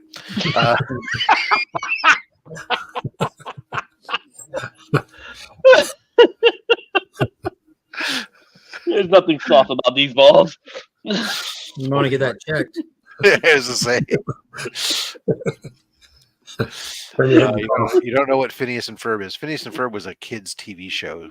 It was good, man. Phineas Ferb is good. Yeah, Harry the Platypus and Dr. Doofenshmirtz. Dr. Doofenshmirtz, Evil Incorporated. That was a fun show. I watched that. We watched it wasn't bad. My kids watched it. All right, it's time for me to go to Romania. Mark, it's been a pleasure as always, sir. Yeah, I probably won't be here when you get back if you were planning on coming back. Finn's fun run is coming up pretty quick here. Fair enough. Yeah. To you all, hasta la pasta via con queso. Safe travels to Romania. So Rob, your video's coming. I'm gonna do the video today for C3. So your stuff came in. Super pendificus. Send me the thumbnail. Picture, some thumbnail to Mark. Yeah, I gotta make the thumbnail first. He's our he's our social media guru. Yep. Oh yeah, Crystal Bay. Yeah, that was good. I think the laugh gotta show you refill my coffee. I spit everywhere.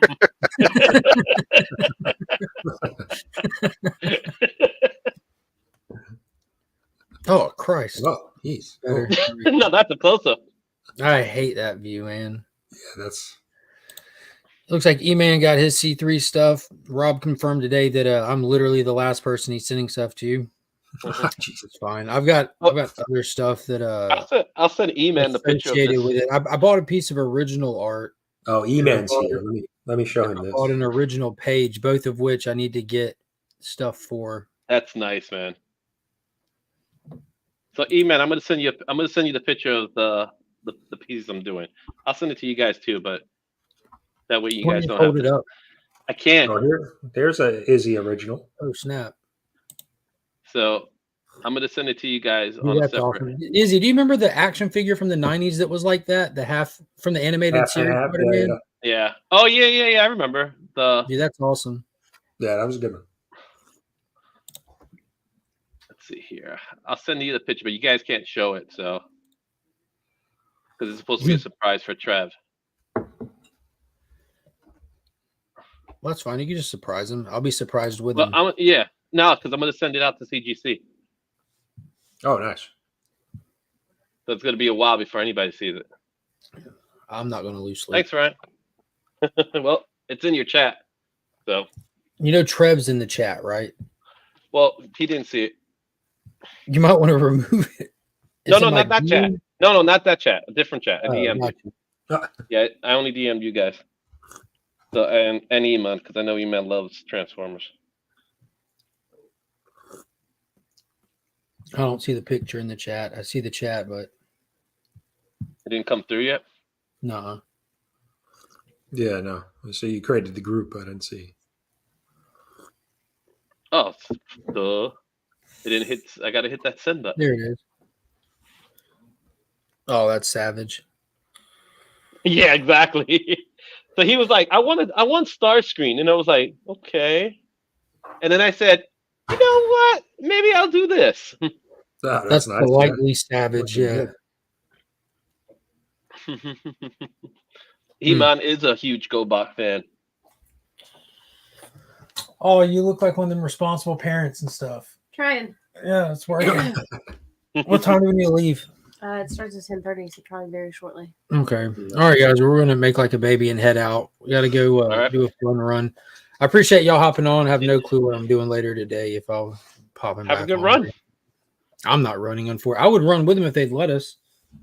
So Eman wants to add that to his collection. Well, this belongs to somebody. If you want something, Eman, hit me up on DM and we'll talk. Yeah, Izzy will do commission, submit, and deliver to you 100% free. It's super great. Free. Be sure to hit him up. Until next time, as always.